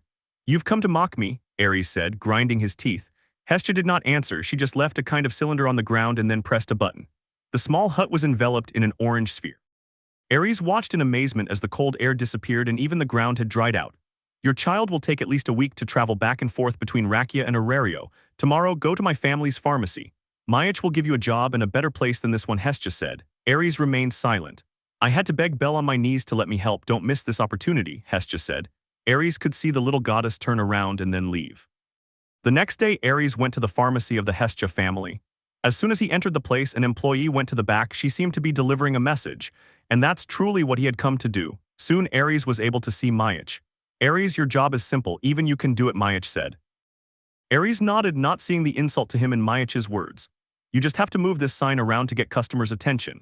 Even if you lose it, as long as you get customers' attention, it's okay, still don't do anything indecent, Mayach said. Ares nodded as he took the sign. The god of war was turning a sign back and forth while maintaining a bored expression on his face. Ares watched with curiosity as a child approached him and placed a coin in a hat, which he had no idea how it got there. Sir, people would give you more money if you did something more eye-catching than waving that sign around. Maybe dance, the boy suggested. Ares watched the boy leave while looking at the hat, which he didn't know how it got there with a coin inside. At that moment, Ares' stomach growled. She would really lower herself to dancing for money. Ares stared into space while making a decision. Bel-sama, I don't understand how you can like this. Lily spoke to a small white-haired boy who was sitting next to her. The little boy was surrounded by a white aura before growing in size and revealing Belle. Lily looked at Belle's adult, or rather adolescent form with a questioning look. Come on, it's fun, Belle said with a small laugh. In front of the Hestia Familia pharmacy stood an Ares wearing a doctor's coat, a gray wig, and a fake gray mustache.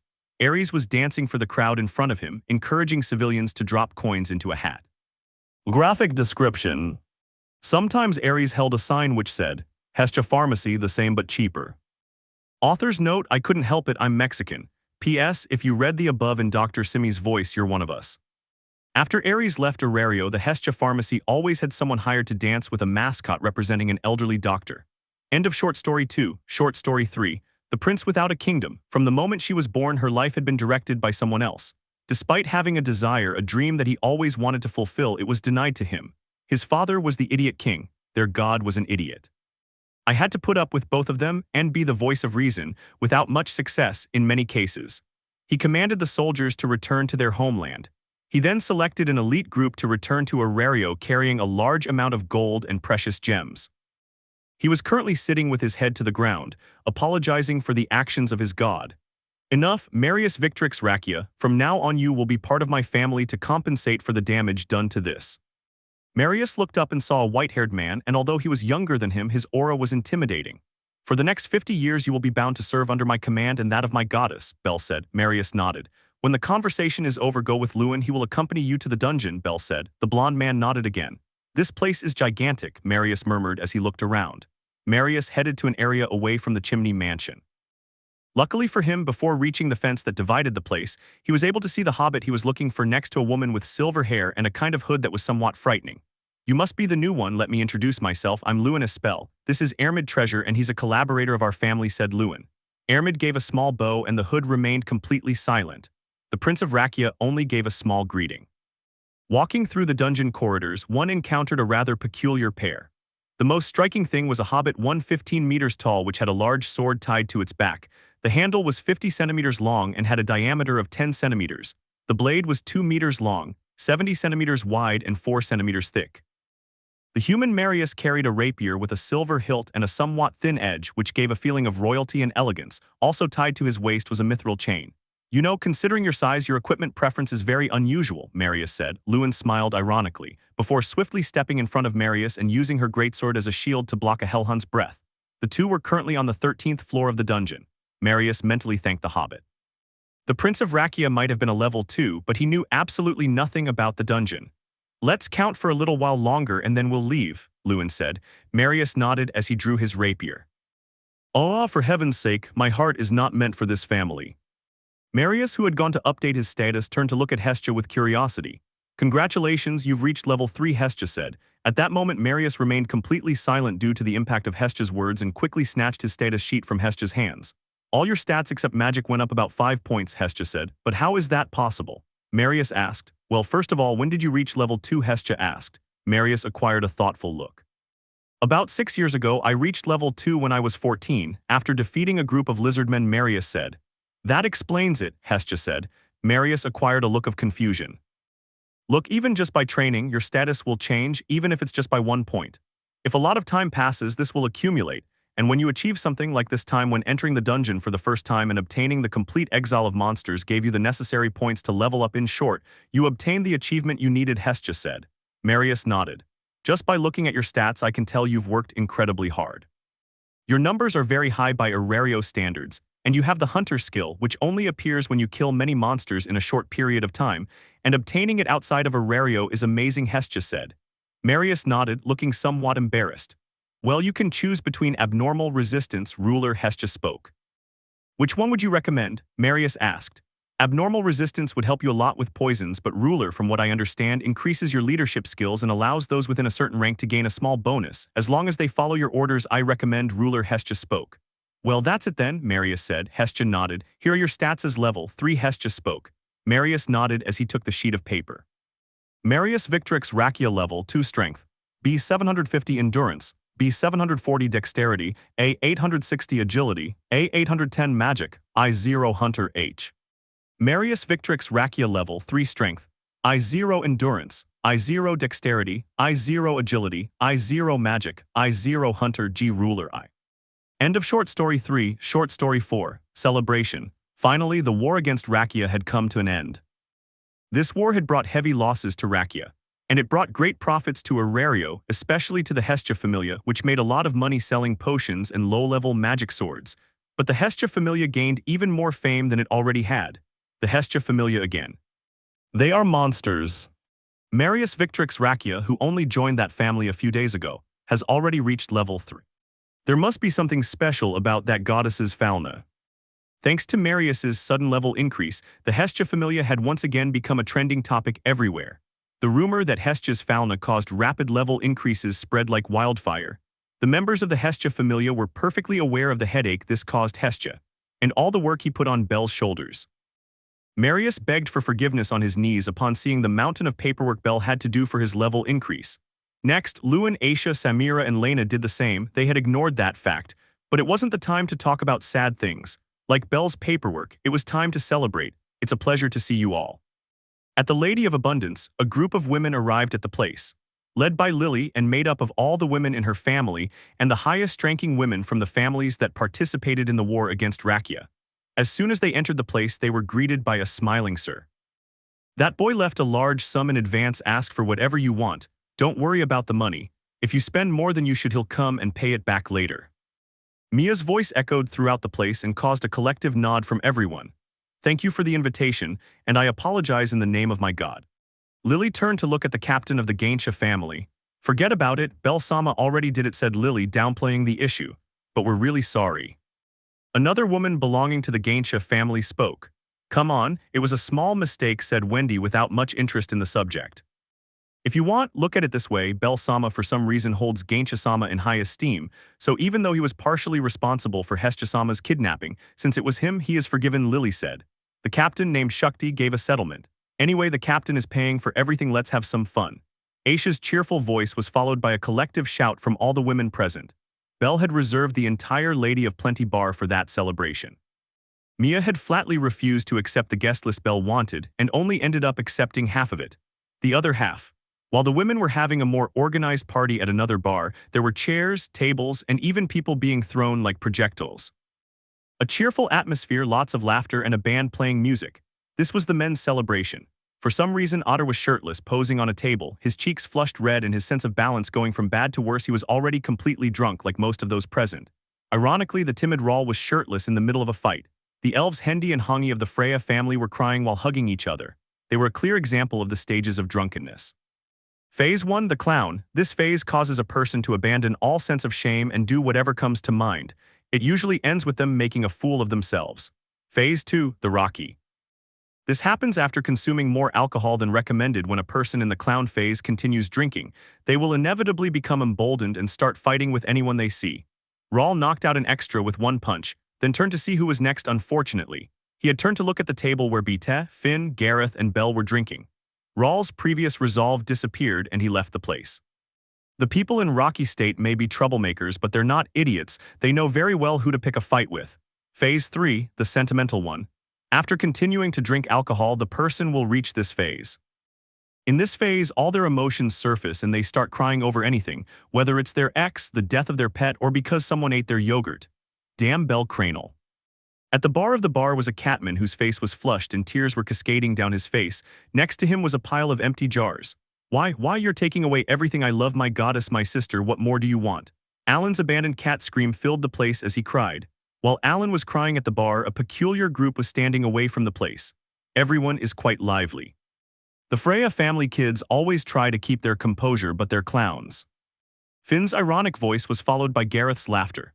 Currently, Finn, Gareth, Bete, Belle, Lewin, and Marius were drinking at the same table.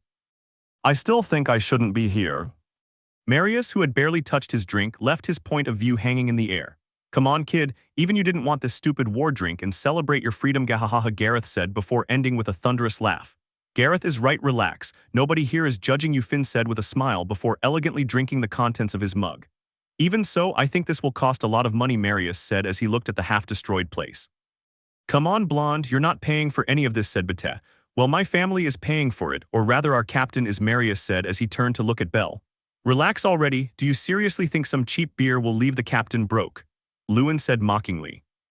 Marius sighed at everyone's lack of concern.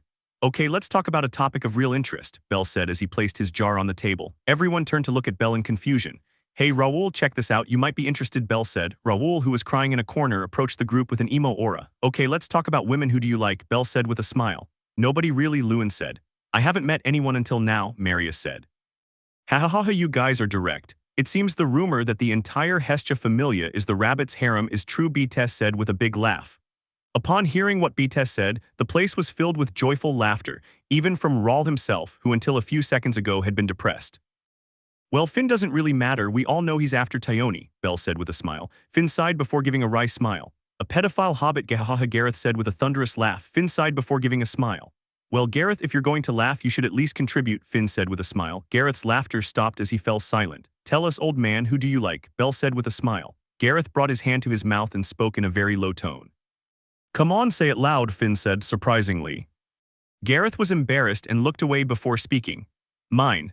The combined scream of Belle, Lewin, and Raoul was accompanied by a laugh from Finn as the dwarf counted himself embarrassed. Belle cleared his throat before turning to look at a werewolf. And tell us, Bete, who do you like? Belle said with a smile. Nobody, Bete replied simply. Oh, are you part of Belle's harem too? Finn asked with a smile. Bete immediately spat out his drink, feeling nauseous, and he wasn't the only one. Belle felt a strong urge to run to the bathroom and throw up his lunch. Under everyone's gaze, Bete sighed while scratching the bridge of his nose. He didn't know why, but he felt like being honest for once in his life. It's probably because of the alcohol. And without Bete noticing, Finn hid a bottle containing a pink liquid in his pocket. The bottle had a label that read, Truth Serum. Well, there's a girl who I think is pretty, Bete said while looking away. Oh, who is it? Gareth said, sounding like a schoolgirl overhearing her friend's gossip. Well, let's just say she's a healer with glasses. I won't say any more, Bete spoke as she brought her jar to her lips to partially hide her face. Is Lean the one you like? A drunken Raoul blurted out. At that moment, Bete spat out his drink again. Of course not, who would notice that weak, useless, sweet girl? It's okay if it's her, Bete said while blushing. You sound like a schoolgirl talking about the boy she likes, Belle said with a loud laugh, provoking Bete's anger. Shut you, P. Bete yelled as Belle laughed loudly. The next morning, it's the ultimate joke, Finn said with a big smile as Gareth laughed beside him. Bete got out of bed with a bit of a hangover. Ignoring a ringing in his ears, he went to the kitchen to get something to drink. Upon entering the kitchen, everyone fell silent as they watched Bete. For some reason, Bete felt that they were looking at him with admiration. He even heard several girls sighing as they gazed at him dreamily. A shiver ran down Bete's spine. Bete-san, I never thought you could be like this. The elf Lefia spoke with a dreamy look directed at Bete. Bete raised an eyebrow as he looked at Lefia. Wolf, idiot, and Sundir, now we have to add romantic to the list. Bete raised her eyebrows even more at Thyone's mockery, while a moved Tiona stood by her side. You have a different light, Eyes said with a small smile. Bete froze in place. The werewolf looked around, searching for the answer to such a drastic change in his companions. And as if by divine intervention, he saw a poster with his image, but it was moving. Bete ran towards the poster, which showed him with a red face. At the bottom there was a section which said sound, ON off. Bete with his trembling hand oppressed ON. Who do you like, Lean? Bete could hear Raul's voice in the background, then the poster or the Bete of the poster spat out his drink and looked away with a flushed face. Bete felt like the world was collapsing. But what came next was a fatality. Of course not, who would be interested in that weak, useless sweet girl? It's okay if it's her. The Bete on the poster spoke while his face flushed and he looked away. Bete felt the color draining from her face. This was bad, very bad, and it couldn't get any worse. Bete-san. A tender voice was heard beside her. Bete turned around and saw a girl with black hair who wore glasses. The girl uttered his name while holding one hand to her chest, her face red and covering her face with the other. Bite felt like a bucket of cold water had been dumped on him. And then he ran. Chapter 44. It's been almost a month since the last chapter. I don't have much to say except thank you for all the support you've given this story. Your humble servant will most likely update more often. After all, I'm going to have a vacation. I'm not promising anything, but I'll do what I can. A quick note, in this chapter I'll be alternating between the names Sir and Seal quite a bit. Since both are very common in novels, I'm used to reading and writing them both, so I've probably gotten confused and used both names. I'm currently too lazy to reread the chapter and write just one name, so I'll leave it as is. Without further ado, enjoy the chapter. The secret of the girl from the city. Everything is ready. Black smoke rose from the cramped kitchen. Not only were the various ingredients of the dish damaged, but many of the cooking tools themselves were either charred or burnt. The culinary battle that had just taken place was extremely intense. With an apron tied around her waist, the silver-haired girl, Sir, came out of the kitchen with a satisfied smile on her face. Neither her co-workers nor the owner of the cafe were around. Sir didn't even taste his creations, a strangely colored meatloaf and several sandwiches that didn't smell right before putting them in containers. Then he stacked all the containers in a large basket. Sir changed her clothes before leaving the cafeteria with the basket in her arms. I wonder if I'll see their smiles today, Sir wondered to herself. With a smile of her own on her lips, she went out into the city. Is Sir taking the day off? Bell, who had just returned from exploring the dungeon, decided to have lunch at the Lady of Abundance, as was his custom. His companions, Lily, Wendy, Haruheim, and Mikoto, went straight to their headquarters to attend to their own business. That's right, Naya. Seal's skipping work again, Naya. Anya said, her long, thin tail wriggling behind her, clearly irritated. Sir has a way of poof and disappearing, like today, Lunwar said with a small laugh. Heh, it seems our young maid has a few secrets, Naya, but she doesn't want us to work too hard and always comes back, Naya. I don't know anything about accounting, Naya. Chloe said with a smile. Bell nodded as he brought his mug of beer to his lips. You have to understand, Sir isn't like us, she doesn't live here. She has her reasons, so this situation happens from time to time, Ryu said, looking somewhat uncomfortable near Bell, or rather, she'd been dragged here by her companions. Bell placed his empty jar on the table before bringing a finger to his chin and putting his 5 neurons to work. Couldn't you go where he lives and ask him?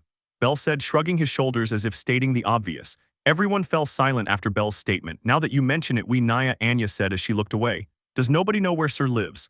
Lunwar asked, forcing a smile. Well, that and nothing he does in his free time, Naya, Chloe said while sticking her tongue out and hitting her head lightly as if to say that he was an idiot. Bell smiled nervously. They were co-workers, more importantly friends, and knew nothing about their friend's personal life. At that moment, Ryu spoke, answering a question that Bell never asked. We've asked her about her private life, she says it's a secret and quickly changes the subject every time, Ryu said while looking away. Bell covered his eyes with his right hand as he chuckled softly. There's only one thing to do, Naya, one mission, boy, find Sir, follow her and uncover her secrets, Naya, Anya said, pointing at Bell. Bell stopped laughing and raised an eyebrow. Oh, great idea. We could discover some of their weaknesses at the same time, 2 birds with 1 stone. Lunwar exclaimed as Chloe nodded enthusiastically. Stop this now. You're putting Cranel-san in a difficult situation, Ryu said, trying to be the voice of reason. But Ryu's words did not stop her companions. As long as there's a reward, what's the problem, Naya? What should it be, Naya? I could sing a song, Naya. Anya spoke enthusiastically. Anya, are you a good singer? Bell asked with some interest. The best. Why don't I give you a little taste, Naya? My throat feels good today, Anya said with a smile as she placed a hand on her chest. Stop doing that, you earless kitten. Lunwar shouted, agitated. We told you customers won't come if you sing, Naya. Chloe shouted in annoyance. Anya, who was ready to start humming a few notes, was interrupted by her co-comrades who jumped on her in retaliation. Lunwar and Chloe immobilized Catman on the ground and closed her mouth. Cranel-san, please don't take them seriously, Ryu said while bowing apologetically. Haha, okay, I won't, Bell said with a smile while waving his right hand. Shortly after that, Bell left the bar. In short, the day was extremely boring. Bell felt somewhat discouraged with nothing to do today.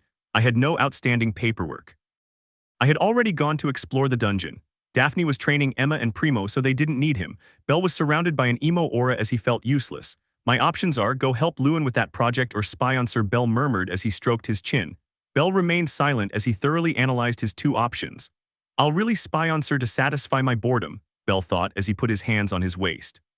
For Bell, finding Sir wasn't difficult. As long as he was inside Aurario, he could find her. Bell followed Sir southeast, making sure I was close enough to see her but far enough away not to be noticed. Bell followed Sir for a while longer, and after several turns, Bell realized where he was. Daedalus Street. Bell murmured, Daedalus Street. It was a residential area with absolutely no sense of order or direction. With its stone buildings and staircases and winding paths that went up and down without rhyme or reason, it was easy to understand why this place had been called the second dungeon of Aurario. The white-haired man could see Sir casually walk through the entrance. Bell continued his great crossroads as he followed Sir through the confusing streets. The fact that Sir advanced without hesitating for a single moment through such confusing streets implied that he had been here many times before. But even so, this neighborhood had the highest crime rate in all of Arario. A girl without fauna and as beautiful as Sir walking around these places was asking for trouble. Bell soon arrived in front of a building. A church. Bell murmured as he recalled not-so-distant times. The church was built of wood and was very large. There was an open courtyard in front of it with a broken fountain that no longer sprayed water. Buildings surrounded the church on the remaining sides. In that church, Bell saw Sir open the door before entering the place and losing sight of her. Well, I've come this far, Bell thought as he shrugged. Bell smiled slightly before heading to the front door. Is anyone here? Bell asked gently as he pushed the old wooden door aside and stepped inside. This place is huge. Bell murmured as he looked inside. The structure was extremely large from the outside, but the real surprise was the great depth of the place. The main chamber was at least 10 meters in diameter. The walls on both sides of the bell were filled with doors leading to other rooms. Near where Bell was standing, several wooden benches were stacked on top of each other. That seems like, Bell murmured. The back-and-forth pattern of the stack of benches made it look like a small castle. Just before Bell took another step, he felt something. For the adventurers who had spent some time in the dungeon, their senses had been sharpened in order to prevent danger. Bell noticed small footsteps and turned around. A small face was peeking out from behind one of the doors. "Who are you?" asked the boy, a blonde elf with an empty expression. Bell looked at the child while he thought about what to say. A notification came through. Respuesta ingeniosa. A. I am the one who rises above all races. B. I am Batman's. C. You wouldn't believe me if I told you. D. Who am I? You're funny how you don't recognize your king. You're clearly an idiot. But I'll gladly enlighten your poor mind. Listen carefully and engrave my name in your poor mind. Bell remained silent as he considered how he should introduce himself. From the start, he dismissed the suggestions the gamer had given him. After all, he had entered this place without permission. It was logical that they distrusted him. What should I tell her? Bell asked himself. Respuesta ingeniosa. A. Hey, do you want some candy? B. I'm not a bad person to prove it because you're not coming with me. C. I have lots of toys at home. Do you want to see them? D. Child, would you like to meet Mr. Sausage? Bell's gaze went blank for a moment as he processed what he had just seen. Bell shook his head before looking at the child, an elf who stared at him before stepping out from behind the door. Dirty blonde hair and pointy ears. Hard to tell if it was a boy or a girl, and now that Bell looked more closely, it wasn't an elf but a half-elf. While Bell was still thinking about how to introduce himself, the boy came within a few meters of where he was. And when Bell finally found a way to introduce himself, two new voices burst into the room. Rue, Sir One-chan is going to have a fit if she sees you. Who are you? What's wrong, Lai? The voices of two other children filled the room. Bell could see the two new children and rushed out of the door and grabbed the half-elf child protectively. One was a human boy with brown hair, the other was a dogman girl with her tail tucked against her body. Both children looked at Bell as if he were a monster fresh out of the dungeon, but they also had an extremely nervous light in their eyes. I'm sorry, I didn't mean to scare you and I'm not going to do anything. Wait a minute, didn't you just say, sir? Bell said, first apologizing and then asking. So what if I did? The human child grumbled. Well, actually I was looking for her. Do you know where she is? Bell asked in a calm voice. The boy and girl stared at each other in surprise.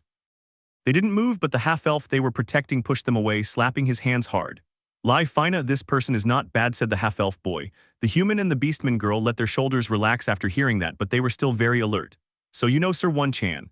The half-elf boy asked. Bell nodded. Of course I know her, she's an important person to me, and tell me, can I ask who you are? And also about this church? Bell spoke in a calm and quiet voice. Lie fina and I, Rue, we live here in Mother Mary's house, said the half-elf boy as he pointed to each of the children before pointing to himself. Bell nodded again. Okay, what were you doing? Bell asked. Running away from One-chan's lunchbox, Fina said nervously. Bell smiled nervously as he scratched the back of his neck.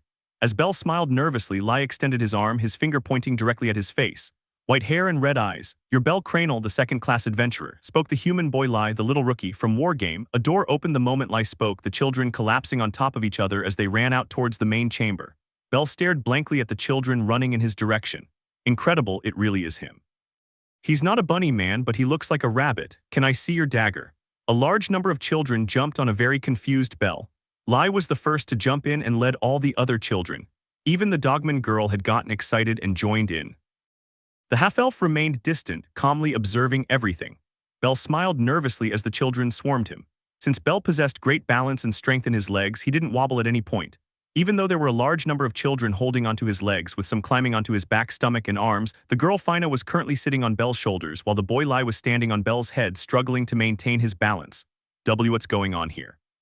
Children. All the children's laughter drew two women out of the room directly behind the altar. One was an elderly human woman, and the other was, of course, Sir. Belle turned to look at Sir. He had to extend his right hand to catch Lai, who had lost his balance and fallen, who was looking very surprised at Belle. All Belle could do was chuckle when he looked at Sir. "So you followed me here?" Sir asked, crossing her arms. "Sorry, I was bored and had nothing better to do," Belle said, smiling and waving his hand. Sir and Belle were currently in the dining room at the back of the church. After all the children had been brought down from the climbing wall, Belle had been brought to this place. "So this is the church?" Belle asked, looking around. "Exactly what you're thinking, Cranel-san. This is an orphanage," said an elderly woman standing before Sir and Belle. This woman was better known as Mother Mary. The old woman had long black hair, but it was tied up on top of her head. She was on the thin side, so her facial features were a little more pronounced. Even so, she had a calming aura about her. All the children here called her Mother, and after being on the receiving end of her kind gaze, I understood why. Belle sighed as he watched the children. It was sad to see children without families. Belle certainly had no parents, but he had a grandfather who loved and cared for him with all his heart, as well as a mother who gave him all the love she could. Belle smiled from the bottom of his heart as he remembered those two people who brightened all his days. Belle looked at Mother Mary, who to some extent reminded him of his own mother because of her maternal aura more than anything else. Since the woman who took care of Belle was young and beautiful with blonde hair and sky-blue eyes, she was kind, caring, and gave off a maternal air. She was a very clumsy and forgetful woman, as well as having an explosive temper. Belle looked at Mother Mary as if asking her to continue telling him about the place. At first, it was out of pity. "I simply couldn't ignore a child who had been abandoned by their parents, so I claimed this abandoned church as my own and decided to help these children in my own way," Maria said as she patted the children on the head. Belle turned his gaze to the children, each of whom had been abandoned by their parents. "With that face, little rookie, we're happy here with Mother, so we don't need your pity," Lai said, frowning. Belle laughed nervously at the sight of the small child. "Watch your language," Maria said while scolding Lai. "Well, Lai, you're right, although you're wrong about something. My nickname is no longer Little Rookie, now it's Kingdom of Diamonds," Belle said while smiling. Lai nodded, having known Belle as Little Rookie during the war game. He was confused by Belle's nicknames. "Now tell me, do you have enough money?" Belle asked as he looked at Maria. "Yes, enough to manage. We're lucky that several compassionate goddesses lend their help," Maria said with a smile. Belle nodded, though he still felt dissatisfied. "Now that I think about it, we are very grateful to you," Maria said as she bowed her head. Belle blinked a couple of times as several question marks appeared above his head. "Hestia-sama, take Mikazuchi-sama and Maichi-sama come to this place every Sunday and leave clothes, food, medicine, and money for this and all the orphanages in the area. They always say it's thanks to you. We are very grateful, and I speak for all the children and caregivers," Maria said, bowing her head. Belle looked confused by Maria's words. Belle didn't recall allocating any budget for something like orphanages.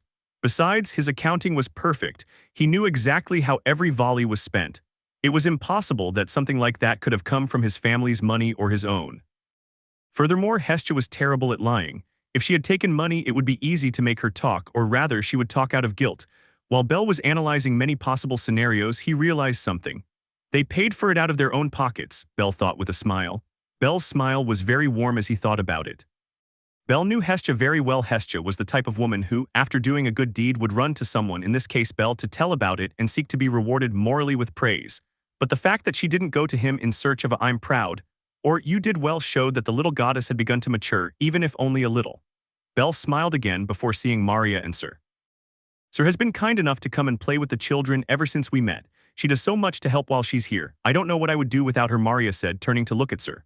"Oh, so that's what's been going on," Belle said with a smile. "Heh. Have you solved the case, Detective Belson?" Sir said with a playful smile. Belle returned Sir's smile. "Sir One-chan brings us delicious food from her restaurant," said the dogman girl Fina with a smile on her face. "He's been here every day recently," said the half-elf Rue in his distracted and distant voice. From all the excited and happy smiles on the children's faces, Belle could tell perfectly well that they wanted to play with Sir as much as she wanted to be in this place. "This is a secret for everyone, including Ryu, okay?" Sir said with an overly cheerful and friendly smile. Now that Belle thought about it, why did he come here in the first place? Going back a little further, how did he meet Mother Mary? Just as Belle decided to investigate, a voice echoed in the room. Hey, enough about that stuff. What's the dungeon like?" Lai said impatiently. Lai's question made the other children excited. Belle smiled as the image of a smiling old man appeared in his mind. Belle was really enjoying this place and reliving memories of his childhood, although technically he was still in it, adolescence. Bell smiled before beginning to recount some of his experiences as an adventurer, although of course he softened the truth a bit and omitted unpleasant things that he couldn't say. As Bell narrated some stories, he could see the children smiling openly as their eyes sparkled. The image of him in the third person listening to his grandfather's stories appeared in his mind. Bell happily continued speaking until he saw the look on Mother Mary's face. His eyes were cloudy, almost depressed. "Oh, I'm sorry," Maria apologized before lowering her head and looking back at Bell. Bell, for his part, remained silent. "Many of the children I raised became adventurers," Maria said as her eyebrows sank in while she smiled sadly. At that moment, Bell understood the reason for his sadness. "Many of them joined a family, entered the dungeon, and shared their earnings with this church, that is, until they returned," Maria spoke. Bell nodded, knowing perfectly well what he was talking about. "I don't want these little ones to suffer the same fate," that's all Maria said as she looked at the children. At that moment, Bell thought it was a terrible idea to mention Primo, who was the same age as many of the children there and younger than several others. Bell spent a while longer talking to the children and playing with them. Until ding, dong, the bells began to ring on the eastern side of the city, marking noon. "Oh, it's lunchtime. Well then, let's eat," Sir said, smiling as she placed a large basket on the table. Opening the lid, I pulled out one container of food after another. Grilled meat, sandwiches, other things, there was a bit of everything. Bell, upon seeing and smelling Sir's food, couldn't help but be reminded of his mother's cooking. Now that he thought about it, Freya, Sir Eyes, and Ryu all cooked just like his mother. For Bell, who did not have a normal childhood, Sir's food was completely normal, even of a higher quality than what he would normally eat in his childhood. "What's going on?" Bell asked, not fully understanding what was happening. "One Chan's lunch," Fina said with such a sad expression on her face that it would make a grown man cry. Bell, turning to look at the other children, could see similar expressions. "Wait a minute, didn't they say something about running away from Sir's lunch when I first walked in?" thought Bell. While Bell processed the information, Maria smiled ironically as I took a step back. "Now everyone eat," Sir said as she stretched out her arms and smiled like a goddess. After the children recovered from the mental trauma of seeing Sir's food placed before them, they slowly but surely reached out for the precious food that would delay hunger for another day. Ooh.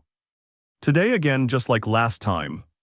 Moans and whimpers filled the room as the children approached the food. Starting with Fina, Rue, and Lai, all the faces around the table darkened. Only their love for Mother Mary and the orphanage they called home gave them the will to clean their plates. The contrast between Sir's happy smile and the suffering of the children around the table was astonishing. Bell looked at the children before realizing something. "They are not me," Bell thought as he mentally slapped his face. Bell was used to eating strange things. To say that he lost his baby teeth soon after his mother came to live with him, and that his teeth had fallen out 3 more times until he developed his now superhuman teeth, was to understate the great traumas that Bell had. If forced, Bell could eat dirt and stones. His overdeveloped teeth would allow him to chew it. He could numb his taste buds, and his stomach and intestines could absorb and process even the smallest nutrients. To give another example, if Bell, before receiving his fauna, was bitten by a poisonous snake, he could die from poisoning. But if you gave him the same poison in a glass to drink, his digestive system could process it without any problem. That's the level her digestive system had reached after living with her mother for several years. But unlike him, those children did not have orichalcum stomachs. Bell turned to look at Sir, who said she was going to make some tea and took the empty basket with her to the back of the kitchen. "Did you see that?" One Chan was acting very feminine. "Someone definitely wants me to compliment their food." Whispers began to fly everywhere with Sir out of the room. "It's your fault that Sir One Chan started cooking," Lai said with tears in her eyes. "She used to bring delicious food from the cafeteria every time," Fina said, tears welling in her eyes. "We're guinea pigs," Rue muttered as he stared blankly into space. Bell looked at the children with a blank expression. The white-haired man quickly took several water bottles from his inventory and threw them to each child, who caught them with difficulty. The children looked at Bell in confusion. Bell, for his part, just smiled. The next instant, all the food disappeared from the children's sight. "It tastes better than Mom's cooking," Bell said as he brought the last piece of meat to his mouth. All the children stared at Bell in amazement before looking at him with admiration. "If you have time, would you play with the children?" Maria asked. Once Sir had been distracted, Bell gave the children lunch. Because Bell ate a lot and Haruheim had prepared his lunch, he shared it with the children, who took turns distracting Sir and eating what Bell had given them. "It seems they liked you," Cranel-san, Maria said. Bell looked at the children, who grabbed his arms and pulled him out of the room to join Sir and the others in the main chamber. One Chan, story time, story time. Bell, adventurers and monsters. Sir joined the girls in the corner, telling children's stories and singing songs. The boys cornered Bell in the open space in the middle of the chamber. He became the monster in their game before he even realized it. The afternoon sunlight streamed into the room through the broken windows. Children ran across the tiled floor, overgrown with weeds, smiling and laughing. While Bell played with the children, he was able to learn several things, especially about the three leaders of the place. The human boy Lai had lived in this place the longest. He would be 11 this year. His skin was covered in small cuts as if he were playing outside all the time. There was a somewhat wild air about him. Fina, the dogman, was a blossoming young girl. She and Lai were the oldest of all the children and the leaders. Her long, cream-colored hair was surprisingly straight. With her bright eyes and small nose, she would undoubtedly be a beautiful young woman in a few years. The half-elf Rue was a year younger than Lai and a strange child. Thanks to the elven blood in his veins, the boy was probably the most handsome of all the children there. Since Rue didn't say much at all and his blonde hair was short and dirty, it was difficult to tell if he was a boy or a girl. "Hey Belle, are you a fan of Sir One-chan?" Belle turned to look at Fina, who asked him a question with a smile on her small face. "Not right now, but someday she'll be one of my wives," Belle said with a smile. "One of your wives?" Rue asked. "Listen, Lai and probably Rue, the harem is the ultimate adventure a man can aspire to," Belle said with a smile, conveying the wise words that have been passed down from generation to generation. After Belle left his words engraved on Lai's heart, they continued playing. Sir continued his rounds through the main chamber of the church, playing with all the children. The children absolutely adored her. Belle could see it in their eyes. Cute and beautiful at the same time, Belle looked at Sir with a smile on his face. Some children stood on either side of her, laughing and exchanging smiles, but Lai crept up behind her with a wicked grin on his face. She hadn't noticed. Lai's eyes flickered as if she had seen a once-in-a-lifetime opportunity to attack a defenseless target from behind. "I've got you!" Lai shouted as she grabbed Sir's skirt and threw it up in the blink of an eye. At that moment, Belle's eyes widened. "Kaya!" Sir's cute scream filled the camera as she quickly pushed the fabric down. With her cheeks the color of an overripe peach, Sir turned to look at Belle. Before Sir's eyes, Belle disappeared in an instant. The next instant, Belle was squatting next to him. Sir watched as Belle pressed his cheek against her right side while bringing his left hand to his left side and pulling him closer, hugging his legs and pulling his skirt closer to his body in a very protective way, to be honest. "Hey Lai, that's not right," Belle said as he placed his right hand on Lai's head. Lai looked at Belle, who was apparently going to give it away. "I'm the only one who can lift Sir's skirt and see her underwear," Belle said with great seriousness. After Belle's statement, a great silence filled the place.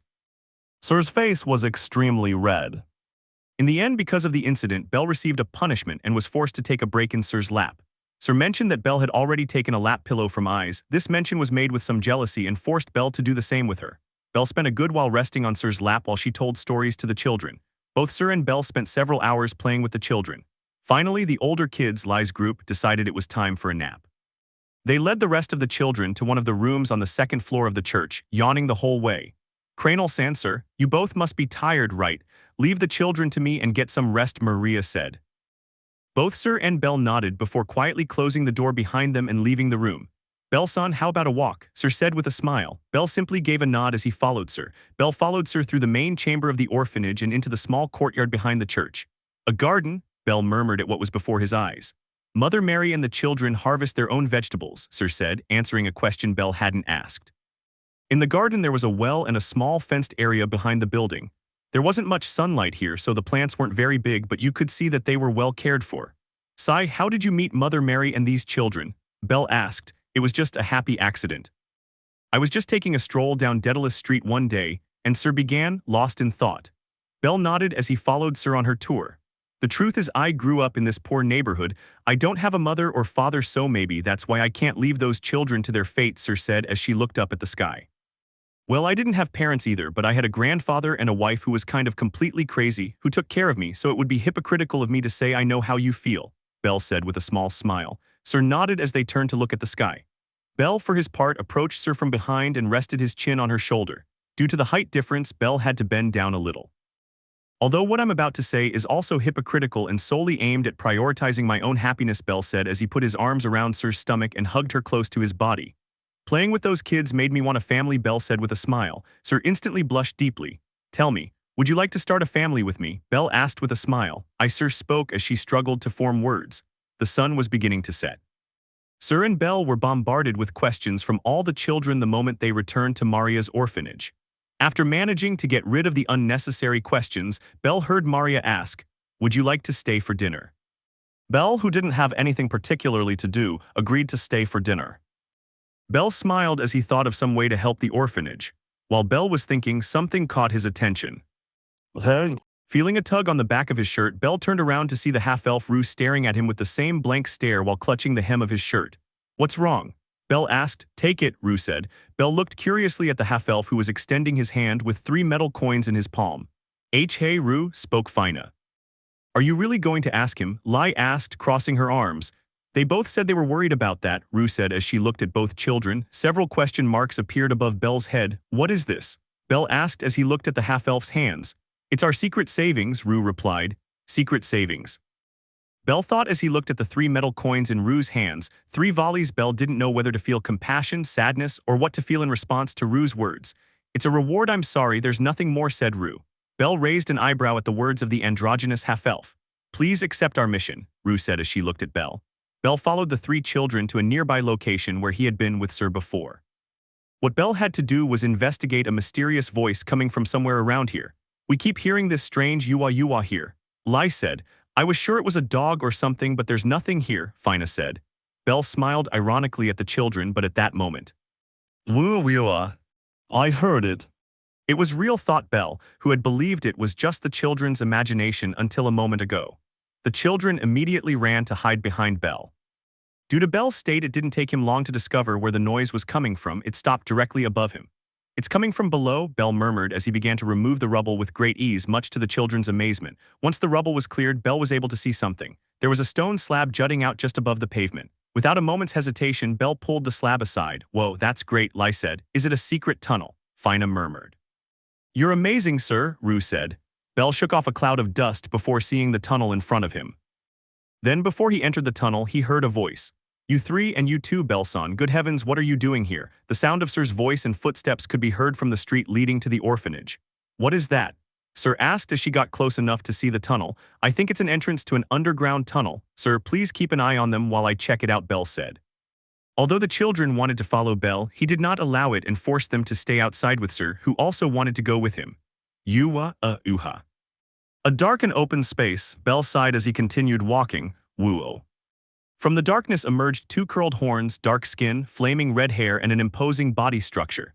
2 legs and 2 arms, just like a minotaur. The monster leaped up from where it had been kneeling on the ground.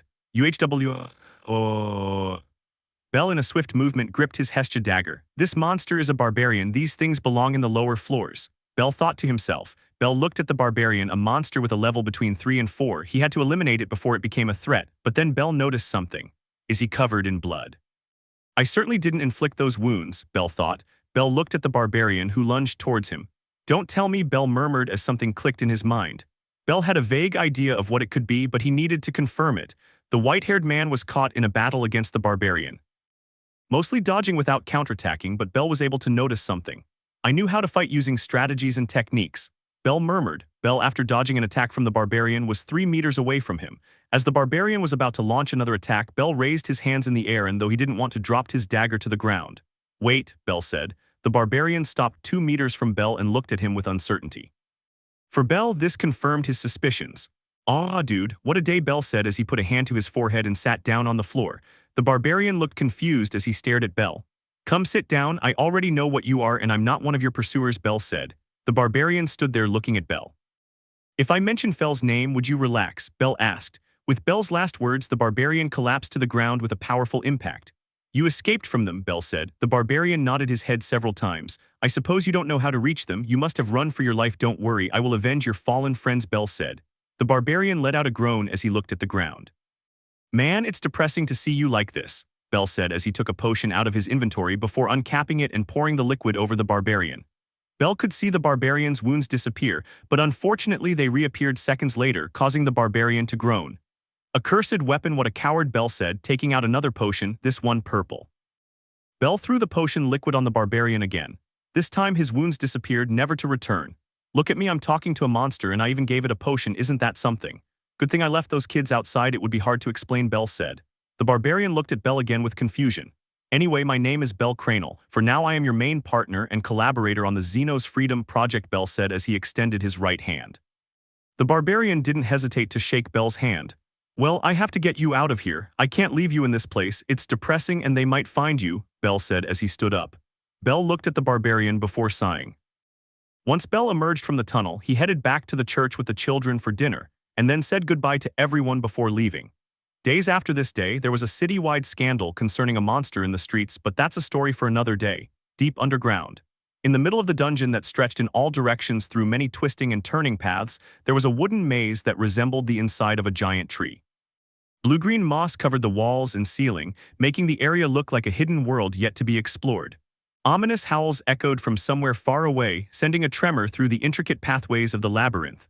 Out of nowhere. Crack a crack in the wall of the dungeon. A new monster was about to be born. Crack, crack. A network of lines wound its way across the moss-covered wall. A light blue-skinned arm was the first thing to appear, soon a shoulder of the same color, then a neck, and then the head. Then an upper and lower body fell from the wall and fell to the ground below. Her body was similar to that of a human girl, 4 limbs and a smooth body. Her shoulders, waist, and some other areas were covered in countless scales. Long, bluish-silver hair descended from its head, swaying from side to side as the creature slowly rose from its upside-down landing spot. The strikingly beautiful monster had dark red eyes that shone like gems in the gloom. It shifted its gaze from the distance to the ceiling, which was obscured by the leaves of many trees. Her thin, delicate throat vibrated. Where am I? This concludes Chapter 1, Chapter 45. Monster. It all began with a certain mission. Firebirds are overflowing on the 19th floor. Kingdom of Diamonds, you two lend us a hand. Several members of the Hestia familia had just arrived at the 18th floor when the adventurers of Rivera unexpectedly arrived with a mission. From time to time, there were unpredictable outbreaks of many unique monsters in the dungeon. These erratic and unusual phenomena were known as irregulars. The specific species involved this time had been confirmed as firebirds, a rare type of monster typically found on the 19th floor and below. Just as their name suggested, they had the appearance of birds and predominantly used fire-based attacks. This was a problem because the 19th floor was the beginning of the labyrinth of colossal trees in the dungeon. Bell had gone with his usual team, Lily, Wendy, Makoto, and including Haruheim. Bell was temporarily assigned to a different team due to his great agility. The inhabitants of Rivera wanted to eradicate the monsters as quickly as possible, therefore Bell was deployed in a group focused on speed. But the speed of the other members of the group was in no way comparable to Bell's. Therefore, when Bell thought things were going well, he realized that he had ended up separated and alone. Bell found himself in a deserted corner of the dungeon trying to get his bearings. I glimpsed something that looked like a human silhouette. He dragged an injured leg along the ground and hid in the lush undergrowth of the dungeon, suggesting he was trying to evade pursuit. At first, Bell thought he was an injured adventurer, so he went to his rescue. Bell realized that he was not an adventurer. A monster, a vuiver, Bell murmured. Bell could see a humanoid monster with thin, delicate limbs and bluish-white skin. When he saw the jewel on her forehead, which could be mistaken for a third eye, he quickly identified her with a dragon-type monster called vuiver. Vuiver, along with the unicorn, was known to be the rarest of the rare monsters even in the dungeon. Known for appearing between the 19th and 24th floors, their loot, be it scales or claws, was worth enormous sums of money on the market.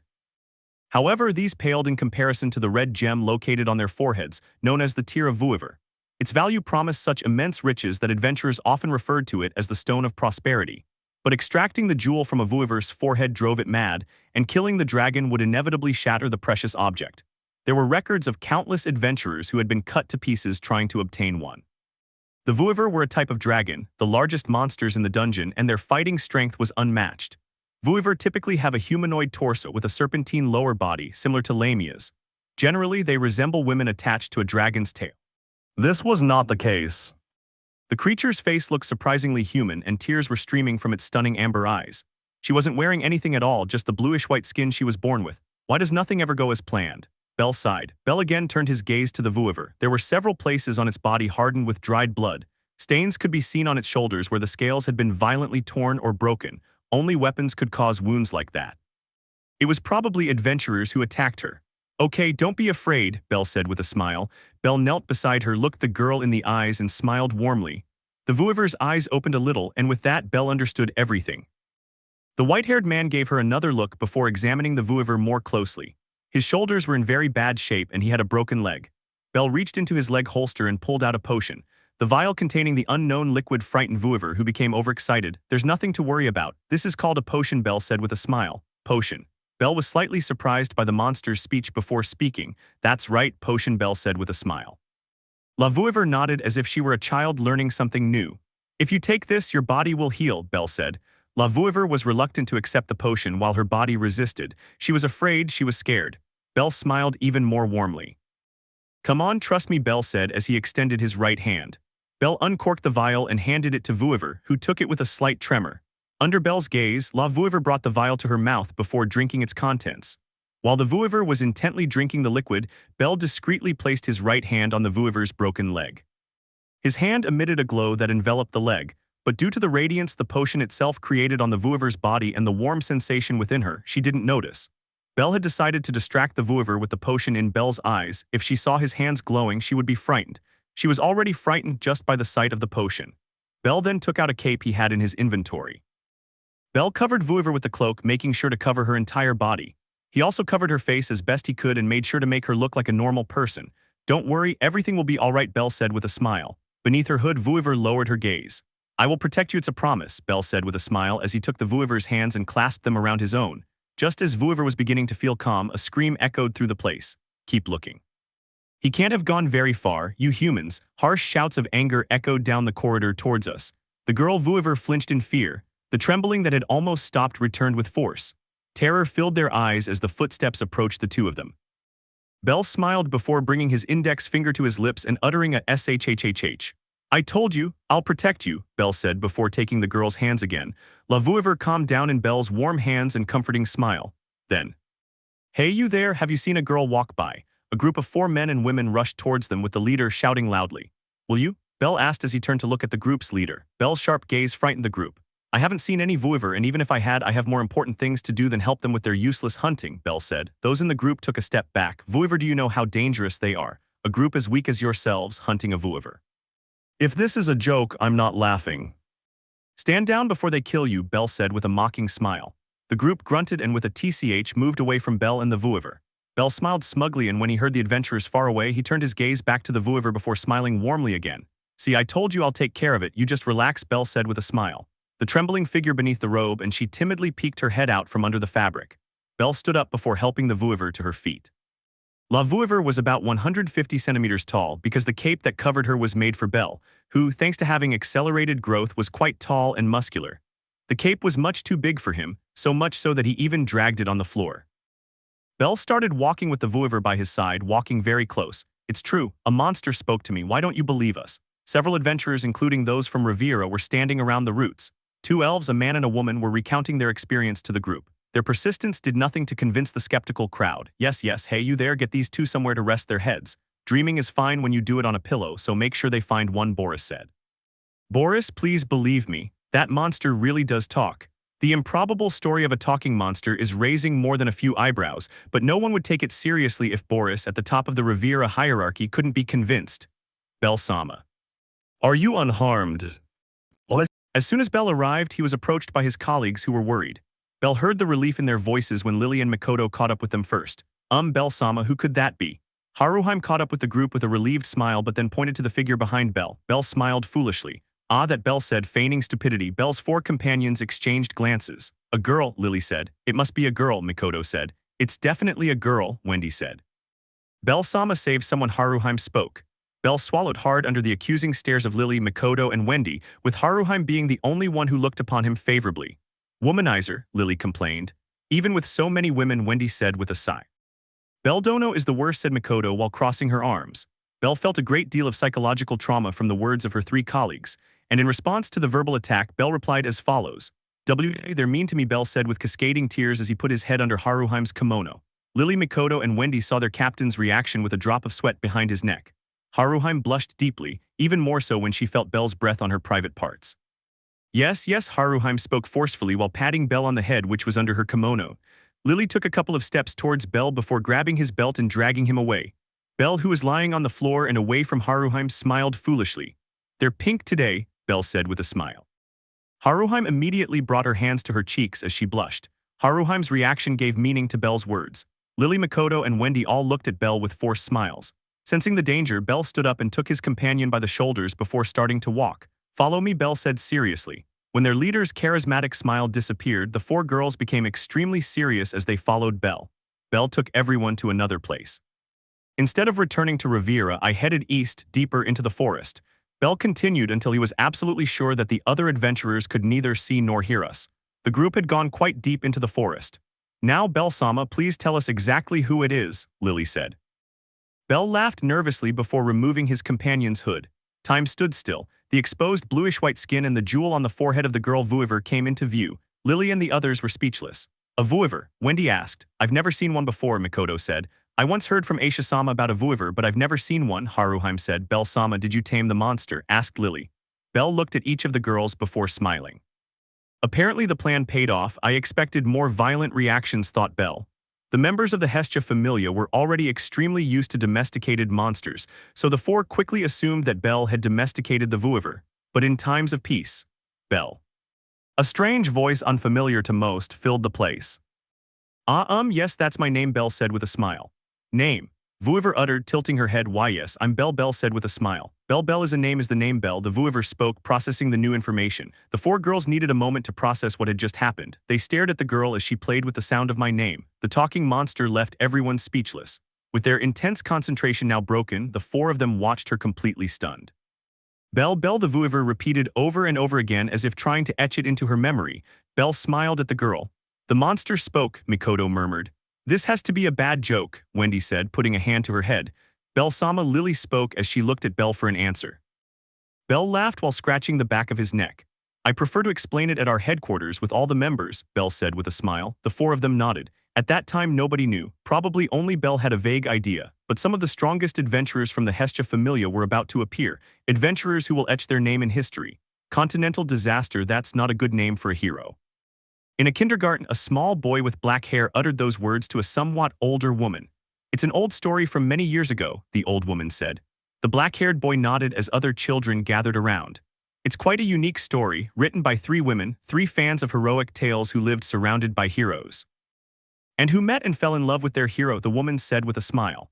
A small squeal from the girls could be heard.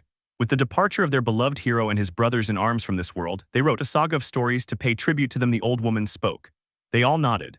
Little Giant, King Without a Kingdom, Immovable, Red Death, Walking Chaos, Continental Disaster were the 6 knights who together with King of Heroes defeated the Black Dragon, the old woman spoke.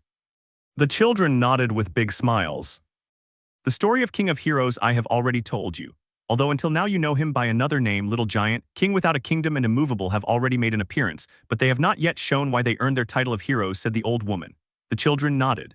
Up until now it's all been about one person, but the best part of the story is coming when the story splits in several directions, where each one shows us the birth of a hero, the old woman said. The children nodded enthusiastically. The arrival of a girl marked the beginning of a great story. Without that girl, they might never have met, or not in such a heroic way, the old woman said.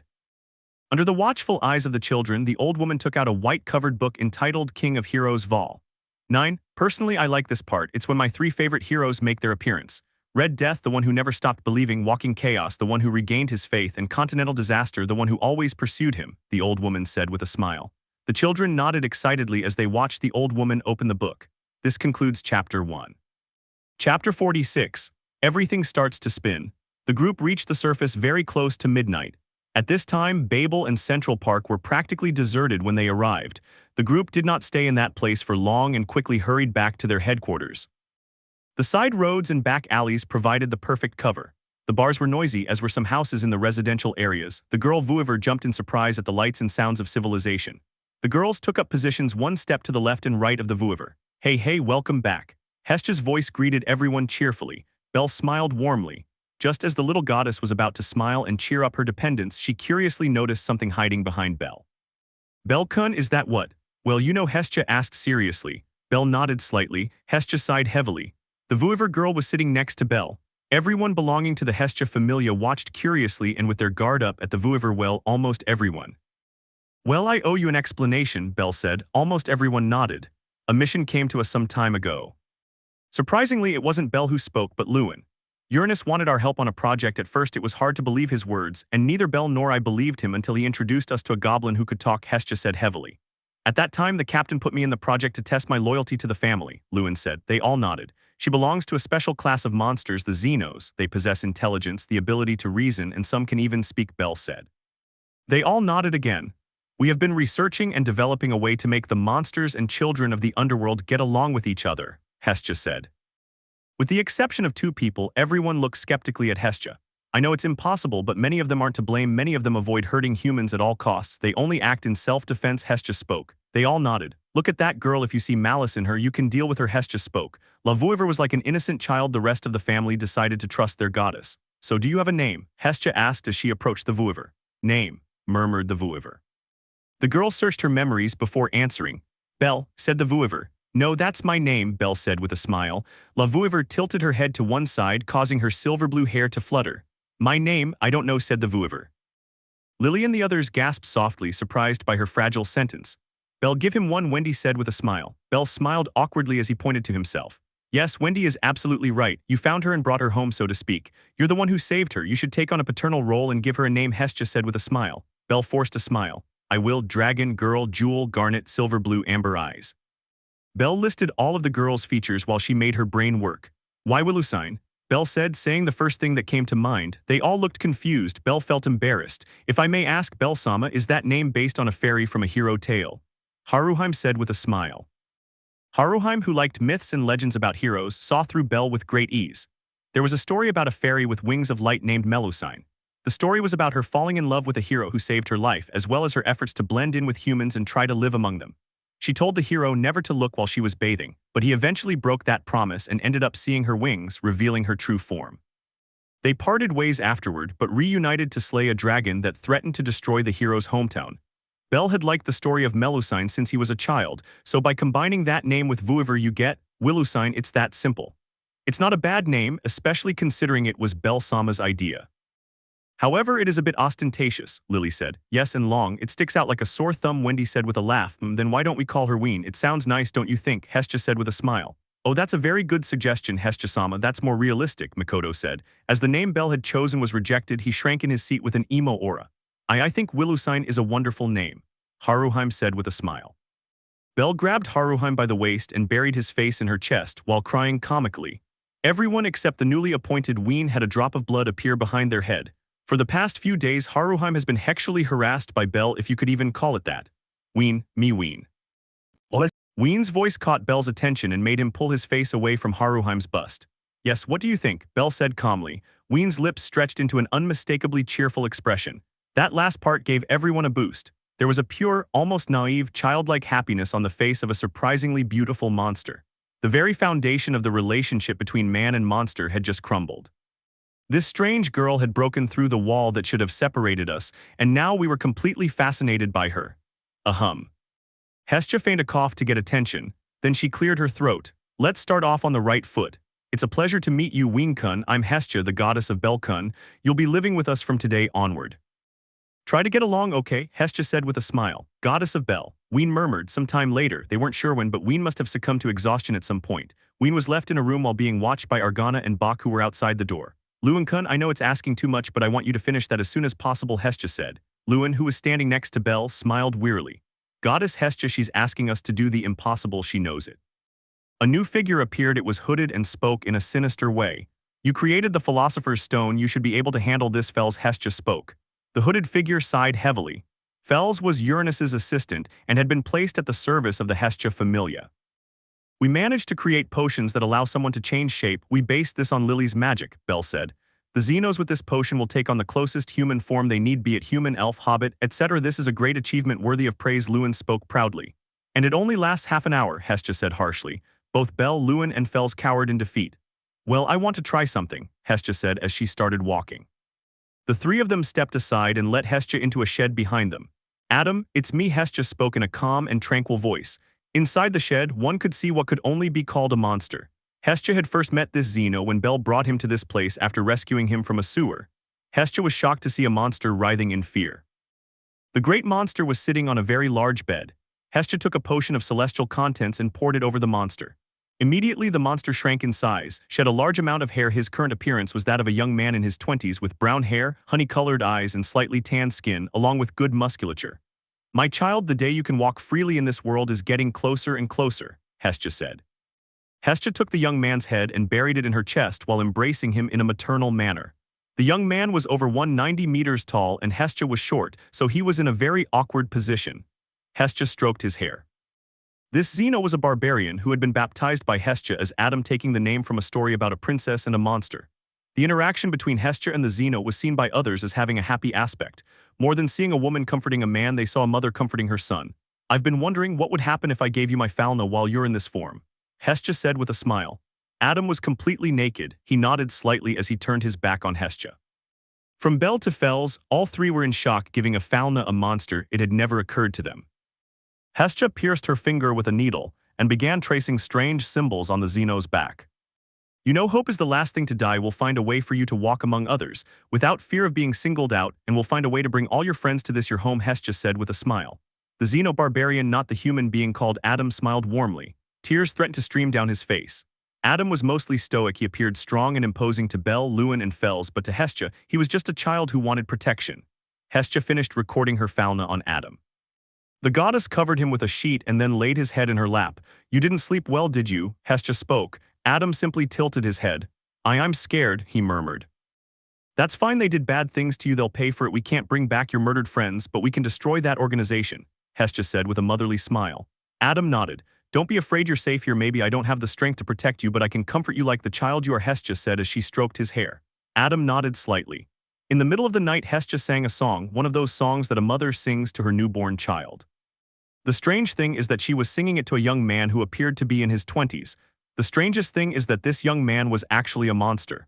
When Adam fell asleep, Hestia left the place. The little goddess had a very pure heart. As much as he wanted to, he couldn't refuse the barbarian. She didn't see a monster, she only saw a child who wanted comfort. And now with Ween, his poor heart couldn't handle all of this.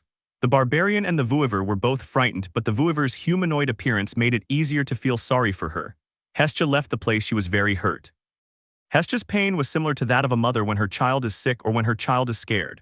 31 minutes, Lewin murmured as she looked at a stopwatch. Bell looked at the barbarian who had a human form.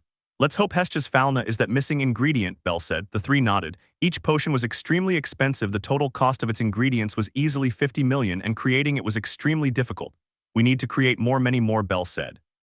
I'll gather the ingredients, Fell said as he disappeared. I'm going to take a nap. I have a feeling we'll have a lot of work ahead of us, Lewin said wearily. Bell nodded as he watched them both leave. The white-haired man sat on the ground and leaned his head against the wall of the shed. For some reason, Bell felt a pain in his chest. If you're so worried, why don't you go see him? An authoritarian and arrogant voice echoed in a room. I can't. What would I say to him? I left him, said a woman with red hair and eyes as she looked at the moon through a window. You died for hurting that stupid dragon, the same voice said. It belonged to a blonde man. The golden one is right, the boy will understand, said a man with white hair and brown skin. Emiya-kun, it's not that easy, the woman said sheepishly. For God's sake, woman, he was one of the few I could consider an equal. I can't stand seeing you like a damsel in distress. Just go and tell the boy you're his mother, the blonde-haired man said. Goldie, be patient with him, said the white-haired man with brown skin. Shut up, faker, the blonde man said irritably. The white-haired man huffed in annoyance, and just as he was about to answer, a new voice spoke. Well, but just look at you, Gilgamesh. Emiya, even you, Scarlet, I'm so glad to see you all. The white-haired man sighed heavily. I would like to say the same, Hermes. Emiya spoke heavily. Hermes smiled while a blue-haired woman beside him looked saddened. In this room, not counting the two newcomers, there were 5 men and 5 women members of the extinct family of Zeus and Hera. Your Highness, the preparations are complete, Hermes said as he removed his hat. Gilgamesh nodded before looking at the redhead.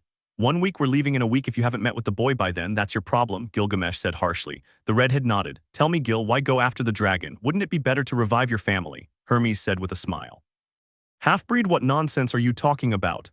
Gilgamesh said angrily. The Zeus family has never died. A large man with red hair said those words as he placed a bottle of liquor on the floor. As long as Zeus-sama keeps us in his memory, we will continue to live, said a green-haired man with a smile. This is our legacy. Once that dragon is dead, Zeus-sama will rebuild our family, spoke a white-haired man. Iskandar, Enkidu, and Siegfried were the names of the 3 men, but you can die again, Hermes said. And that's why, Gilgamesh said, crossing his arms. Hermes looked curiously at the blonde man.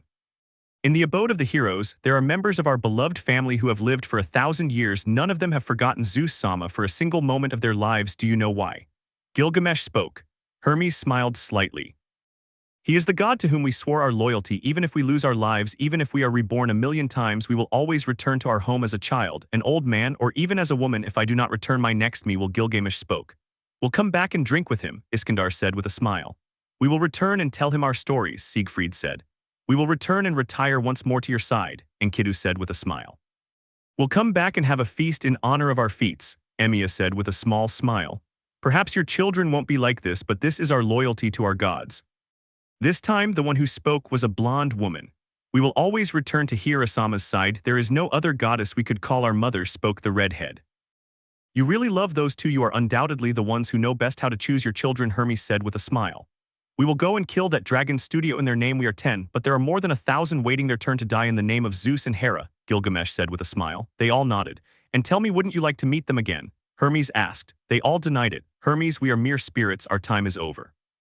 If we die once more, we will be reborn again in this world," Enkidu spoke.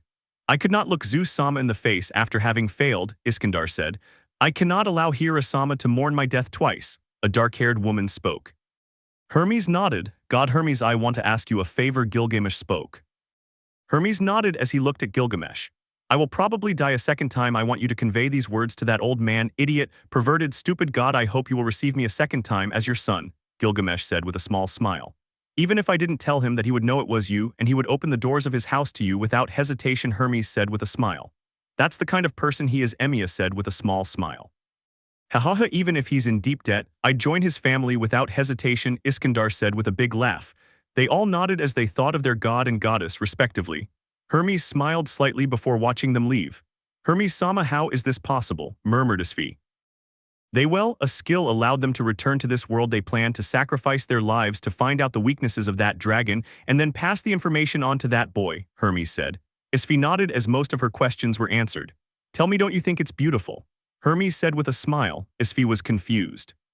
"The loyalty those boys have to Zeus and Hera is simply beautiful. They will go and swear their loyalty to them, even if it is their 100th reincarnation. Such is the love they have for their gods," Hermes said with a smile. Isfi nodded quietly.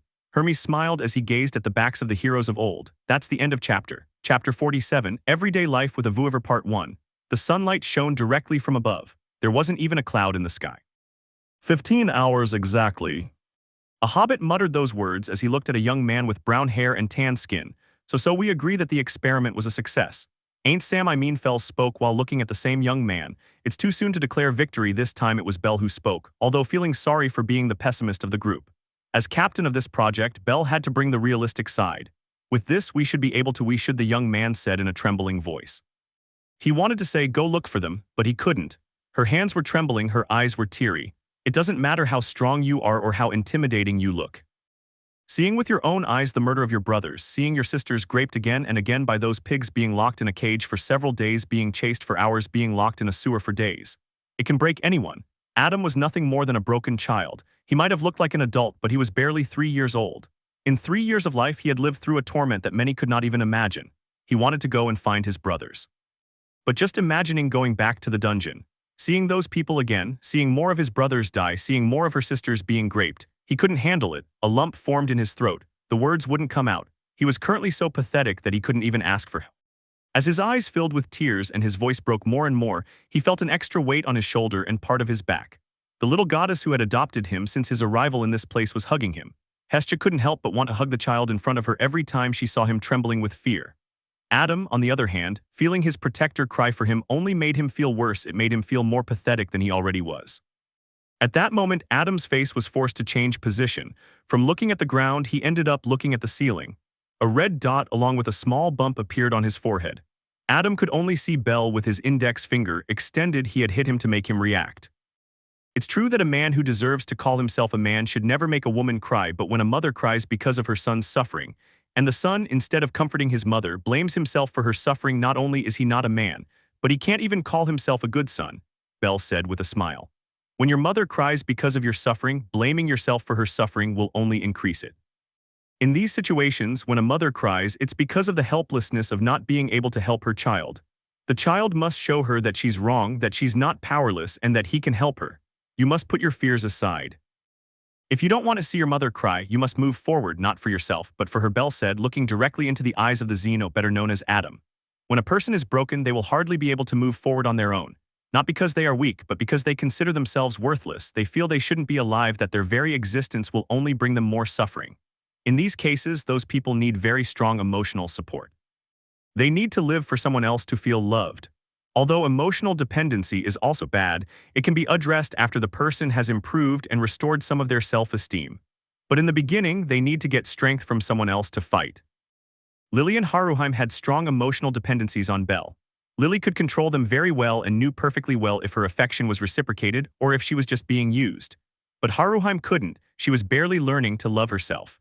Haruheim had so little self-esteem that as long as she received a little love, being used and kept in a corner was fine with her.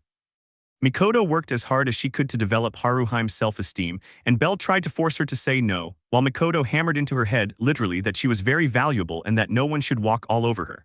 Belle literally treated her like a toy and did whatever he wanted with her, all with the aim of making her conflicted. What was worth more? The love someone else could give you, or the love you could give yourself if Haruheim chose to be used, then Belle and Mikoto should try another method because in Belle's eyes, you couldn't truly love someone else if you didn't even love yourself. But for the moment, Haruheim's therapy seemed to be working. The beautiful and peaceful day had quickly turned into a busy workday.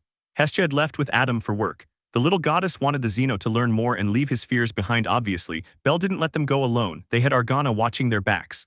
Wendy had been put to work repairing any minor damage to everyone's weapons. Lewin and Ermid, along with Fels, were put to work creating a large number of potions. Daphne, Cassandra, Lena, and Mikoto had been sent to the Ganesha family headquarters to transmit and receive information for a future mission. Lily had gone to the guild to meet with the god Uranus and be informed about a very delicate matter. Aisha and Samira were put in charge of looking after the group of newbies Emma, Primo, and Gina, with the inclusion of Anna in their group for their trips to the dungeon. And that left Belle and Haruheim in Ween's care. Wendy was locked in her workshop and Bach was on guard duty at headquarters, so they were somewhat separated from the group. Similarly, Bach had been left in charge of the guard since all the guards domesticated monsters. A total of 32 minotaurs, 24 hellhounds, 16 Ligerfang, 8 infant dragons, and 3 wyverns were removed and put into cages at the rear in order not to make Ween uncomfortable and to allow her to walk more freely. A bright blue sky illuminated by the sun's rays quickly became the center of attention for a girl named Vuiver, who could not take her eyes off it. Having arrived here at night, Ween had not yet seen the sun. Ever since she noticed the light coming from the sun through the windows, she wanted to go outside to see it with her own eyes. "What is that?" Ween asked while lying on the grass belonging to the back of her headquarters. Belle knew very well that the Xenos had a great fascination with the sun. However, Adam couldn't fully enjoy it because of all his psychological traumas. He only looked at the sun with longing through the window. While Ween stood lost in thought, staring at the sky and trying to grasp the yellow ball with her hands, Haruheim approached her and leaned slightly in to look her in the eyes and answer her question. "That's the sun," Haruheim said with a slight smile. "Sun," Ween murmured as he continued to gaze at the sky. Ween gazed up at the bright sky as he repeated what Haruheim-san had said with a smile. "It's warm," Ween murmured again. Ween's eyes lit up as he looked up at the sky and laughed while displaying a very innocent expression. "The surface is beautiful," Ween said with a big smile as he looked at Belle. Belle smiled back at Ween, who held the smile for a few seconds before turning her gaze to the salamander wool robe. "It's really hot, Belle. Can I take this off?" Ween asked, pulling. "And no, you can do that, Ween-sama," Haruheim shouted as she tried to stop Ween from undressing. Ween let out several murmurs of displeasure as she tugged at the collar of the robe. She almost seemed ready to do anything to get it off. Haruheim, for her part, did her best to stop her. Ween had presented a great challenge for Belle and Haruheim since the morning. From doing almost the impossible to give him a bath to trying with all their might to put other types of clothes on him only for him to flatly refuse and having to beg him to at least put on the salamander tunic. And I was currently giving them another battle to get her to stay still. "Belle, what is this?" Ween asked, pointing at a lamp. "It's a magic stone lamp," Belle said calmly as he followed the hyperactive girl. "What about that?" Ween shouted excitedly as he pointed at something new. Ween walked excitedly through the mansion's corridors, pointing with excitement, her eyes shining and her cheeks slightly flushed at every new discovery she made. "Ween-sama, would you like to have breakfast? You didn't eat anything this morning," Haruheim asked in a calm voice. "Breakfast?" Ween asked, somewhere between curiosity and nervousness. It's another word for eat, Ween. You haven't eaten anything since yesterday, right? I'll eat too, so what do you think?" Haruheim said with a smile. Ween turned to look at Belle with concern. After he gave her an approving nod, she turned to look at Haruheim and nodded slowly. Haruheim went to get a small basket which was in the hallway, then together with Belle and Ween they sat down on the grass. Haruheim opened the basket, revealing several fruits as well as a couple of rice balls. Renard took one of the rice balls and passed it to Ween, who was holding the food with both hands and looking at it meticulously. Ween turned to look at Belle, waiting for him to tell her whether or not it was safe to eat that thing. "Try it," it was Belle's simple words that prompted Ween to put the white thing in his mouth. "Delicious," Ween murmured with his mouth full of food. "Do you really think that?" Haruheim exclaimed with obvious emotion. "Yes," was Ween's simple reply as he continued eating. "It's a rice ball handmade by Mikoto-sama. Would you like to try this fruit?" Haruheim exclaimed with obvious excitement, her tone of voice, along with her fox-like ears and comma moving from side to side, betraying her joy. Meanwhile, Ween silently nibbled on the food in front of her. Although it was something new for Haruheim, Belle already knew perfectly well that the monsters, in this case the Xenos, could consume human food without any problem, but the Renard, as well as a good part of the family, were already processing the idea of having to make trips to the dungeon's pantries to get food for Ween. While Ween was taking an apple, Haruheim slowly approached to stroke Ween's head while the Vuiver girl was busy eating the fruit. But Ween dodged Haruheim's hand and moved away, causing Haruheim to fall straight to the ground.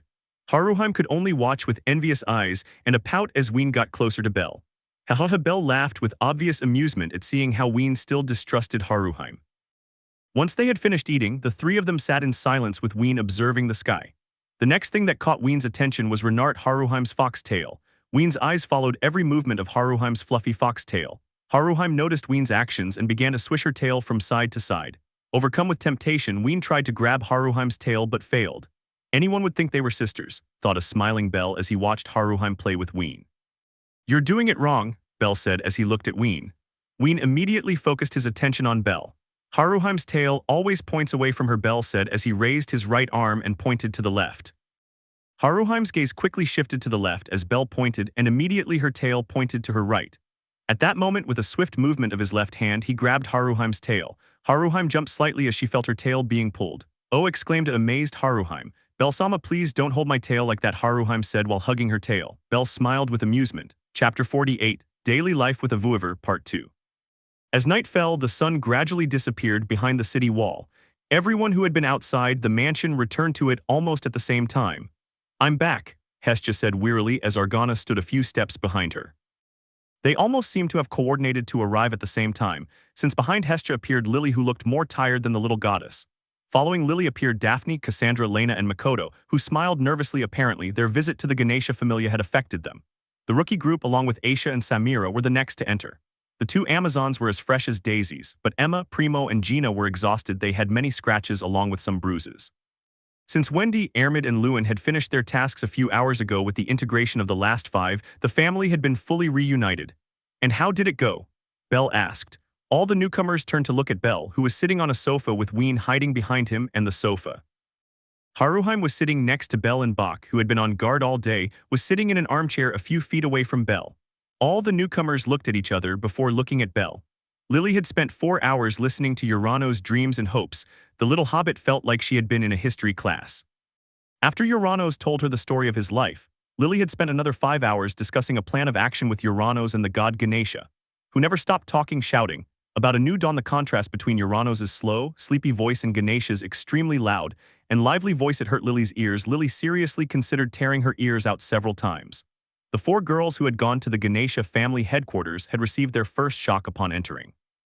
Fortunately for them, the one who attended to them was the ever-serious Shakti. But unfortunately, Ganesha arrived at his headquarters a few hours before the meeting ended. The cool god with his eccentricity had caused a great shock to the 4. To encourage cooperation between families, Ganesha had organized an event, forcing the animal trainers of his family to demonstrate their skills and tricks to the 4 guests. Emma, Primo, and Gina's day had been more normal, except that they had Anna with them. And instead of their usual teacher Daphne, they had Aisha and Samira, who made them work 3 times as hard. Plus, they attracted large groups of monsters to the 3 of them. Finally, Hestia's day was the most normal. It was a tiring day due to her usual work, but she received great mental stress from having to make sure that Adam did not escape or attack any adventurer. He saw several times Argana had to capture or stop the Xeno. Ermid, Lewin, and Wendy's days were quite boring, with the 3 of them focusing on their work. After Belle heard everyone's problems, he simply smiled with amusement. Ha-ha-ha, Ganesha is a funny guy, Belle said with a smile. Upon hearing Belle's words, Lily, Daphne, Cassandra, Lena, and Makoto glared at him. So how was your day? Wendy asked, trying to lighten the tense atmosphere created by the murderous glares of 5 girls. When Wendy asked the question, everyone in the room turned to look at Belle, more specifically at the girl hiding behind him. Little Ween, who was peeking out from behind the sofa with just her nose, looked at everyone with a mixture of curiosity and fear. Haruheim, for her part, leaned in slightly enough to get close to Ween's ear and say something. La Vuiver nodded slightly before standing up shakily. Welcome, Ween spoke in a very low tone before returning to his hiding place, although this time, feeling that everyone was looking in Belle's direction, he slowly passed behind Haruheim. The actions of the frightened girl shocked most of those present. She certainly got used to you, Wendy murmured, one of the few who managed to contain her astonishment. The astonishment of most was not unwarranted. Firstly, a monster was welcoming them, which was already strange, and secondly, the girl who seemed insecure about everyone except Belle was opening up to Ween. As proof of this, Haruheim gently stroked Ween's head with her fox-tail. Ween, for his part, squirmed slightly with a smile etched on his face. It was obvious that he was trying to hold back a laugh. Well, Haruheim-kun. You have all the qualities of a great mother, without a doubt, Hestia said with a slight smile and an air of defeat as if admitting she had lost a battle. Belle, for his part, simply laughed heartily at the sight. After going to their respective rooms to change clothes, everyone gathered in the mansion's dining room to have dinner. It's delicious. Mikoto, you're amazing. Ween exclaimed, his eyes shining with excitement. Thank you, Mikoto stammered. Little Vuiver, after tasting the Oriental brunette's food, looked at her with admiration while openly declaring her liking for it. For tonight's dinner, Anna received the usual help from Mikoto. The menu the two of them served wasn't anything really complicated or gourmet. Everything had been lightly cooked and seasoned only with salt. Haruheim said it. Mikoto is amazing, she makes great food, Ween said excitedly. And no, there's a lot I can do to improve. I'm a vegetarian after all, and Mikoto stammered, sounding both embarrassed and flustered. Note, I'm 99% sure you didn't know Mikoto was a vegetarian. While Ween continued to shower Mikoto with praise, Belle watched everything with a smile as he gently stroked Ween's head. The white-haired man, who seemed to be waiting for an opportunity, saw Mikoto's defense falter and smiled before speaking. Ween is right, Mikoto's cooking is delicious, she will undoubtedly make a great wife in the future, Belle said with a smile. Belle's words had been heard by everyone present and turned a noisy dinner party into an extremely quiet place. The dark-haired woman blushed furiously before lightly playing with her fingers. Then, as if accepting that Belle's words had indeed been spoken, she brought a hand to her cheek while blushing slightly. That's not fair. I've been waiting for Belle-sama to say something like that to me ever since I started cooking for the family. Anna shouted indignantly as she stood up. Anna's cry was quickly supported by Aisha, Samira, Argana, Bach, and Hestia herself. Then all the female members of the group had their own reason to start shouting and arguing. Belle smiled amusedly. Captain, did you plan this? Lewin asked as she stood next to Belle. Maybe, Belle replied with a smile. The captain is truly terrifying, Lewin murmured as she watched the argument that was one step away from turning into a full-blown war. Ooh, is this a bathroom? Asked Ween with childlike curiosity. Yes, it is, Haruheim spoke as she held a thin towel over her voluptuous breasts to cover her nakedness. The women of the Hestia Familia had gone to the bathroom located on the 3rd floor, left their clothes in the changing room and entered the bathroom one by one. It's been a long time since we all took a bath together, Mikoto said casually. Well, several of us here have private bathrooms, Hestia said simply. Of the women present, Hestia, Mikoto, Wendy, Lily, Argana, and Bach had private baths in their rooms. These shared baths were usually used by the other members of their family. In fact, the men's bathroom hasn't been used since it was installed, Lily said casually. Well, there are only 3 men in this family, Bellcun and Lewin-kun. They have a private bathroom to go to. Besides, if I remember correctly, Lewin lends his bathroom to Marius for practicality, Hestia spoke. Note, I had forgotten about Marius, that's why I didn't mention him in the previous chapter. Well, it would certainly be a bit silly for Marius to use the men's restroom by himself. It's more practical and even cheaper for him to lend his restroom to Lewin, Lily said calmly. At that moment, all the girls could hear the sound of a splash as if someone had jumped into a pool. Captain shouldn't jump into the bathtub like that. That's Lewin's voice, Ermid murmured. Ha, sorry, it's my first time seeing this place, I got excited. And that is definitely Belle's voice, Cassandra murmured. Belle isn't with us. Why? Ween asked upon hearing Belle's voice. Belle-sama is a boy, it's common sense. Lily said, her face red as she unconsciously stared at the wall separating her from Belle. Boys and girls have their differences, Ween-kun. That also applies to monsters and gods, Hestia said somewhat sheepishly. Like Lily, many unconsciously stared at the wall. Captain, yours is very big. The words of a voice belonging to Lewin had echoed throughout the place. Absolutely all of them had stopped doing what they were doing. 34 centimeters of pure power. A proud laugh from Belle had followed Lewin's words. Belle's words had left more than one person red-faced. I thought it was 25 centimeters, I wonder if it's grown. Aisha murmured to herself. At the words of the Amazon, many turned to look at her, and just as they were about to question her, another voice was heard. Lewin, size isn't everything. What matters is the skill with which they're used. These skillful 24 centimeters haven't known defeat, not even against the captain. All the girls fell silent again at the sound of Marius's voice. Ha, you're right, you were too much even for me. Your quick movements penetrated my rear. Was the cry of everyone except Ween upon hearing Belle's words. On the boys' side, its shape makes it very aerodynamic, Marius said proudly. The 3 boys were lying down next to the bathtub. In his hands were some strange squares which had a lever at one end. Since the captain's is too robust, it doesn't have much mobility, which is why I can come from behind and penetrate it, Marius said, as he skillfully moved the lever with one of his hands. In front of the three boys were three boats. One of the ships, which was the largest of the three, was penetrated at the stern by the bow of another, smaller ship. "Come on, I know you can catch me off guard, but you don't have to shove it in just like that," Bell said wearily as he watched his ship sink. Marius, for his part, laughed proudly. The ram of his ship had given him many victories in the ship battles in which members of four families, Ganesha, Loki, Freya, and Hestia, participated. "So my little one can be just as impressive as yours?" Lewin asked as she looked at her scale model ship. "No," Bell and Marius answered at the same time. "It's not as robust or as large as the captain's," Marius said. "Not as agile or as fast as Marius's," Bell said. "They're bad," Lewin said depressedly. "Come on, your 17-centimeter boy still has a lot of room for improvement," Bell said with a smile. Lewin nodded with a sad look. Bell's ship Galleon 34 centimeters, Marius's ship Greek Byreme 24 centimeters, Lewin's ship Caravel 17 centimeters. Girls sighed. Even with their faces red, the girls decided to ignore the conversation taking place on the other side of the wall. "Ween-sama, please stay still," Haruheim said with some effort as she forced Ween to sit on a stool. Once Renart got Ween to sit down, she began washing her hair while Mikoto washed her body. Both Haruheim and Mikoto were amazed by Ween's smooth, glossy skin. However, the scales clustered around her shoulders and lower back were a constant reminder that this girl wasn't an ordinary person, but a type of dragon. Those scales presented a serious challenge for Mikoto, as their sharp points tore the cloth to shreds every time she stepped over them. Almost giving up, Mikoto avoided the scaly areas while washing the rest of Ween's body. "That tickles," Ween said with a small laugh as he moved a little. After washing the dragon girl's body and hair, Haruheim emptied a bucket of water over Ween's head. All the dirt and grime flowed from her skin along with the foam. A moment later, Haruheim put Ween in the bathtub. After everyone had finished bathing and getting dressed, the whole family gathered again in the living room. Everyone present stared intently at Wendy and Ween. "Okay, extend your right hand," Wendy said calmly. The girl Vuiver cautiously extended her hand. Wendy carefully took Ween's hand before getting to work. Wendy had brought some tools from her workshop in order to carry out a rather strange task.